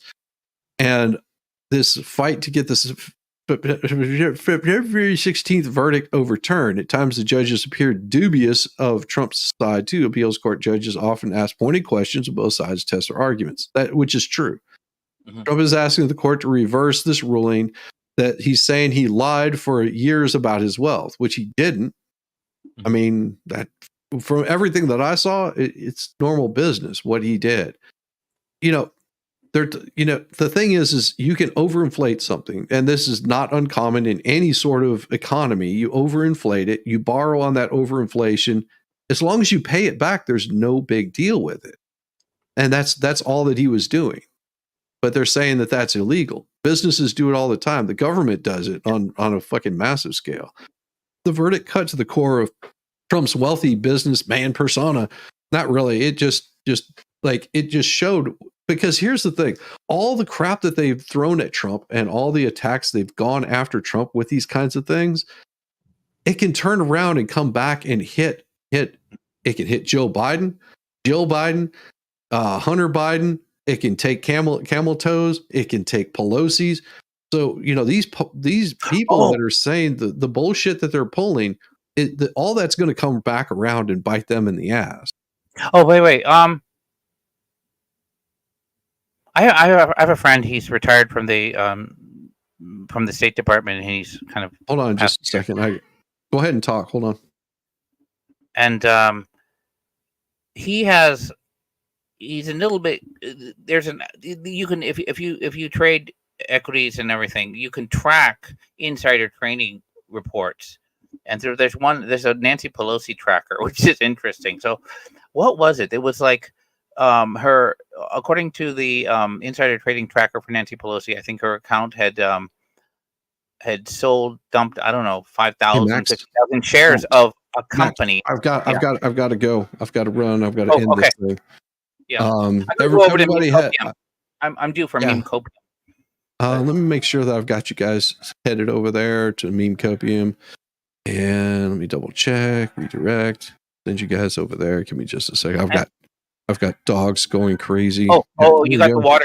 Check the water, and because that's what I'm getting taken care of. All right, everybody, have a wonderful one. We'll see you tonight. Peace. Bless your heart. I thought I was the only mentally challenged one here.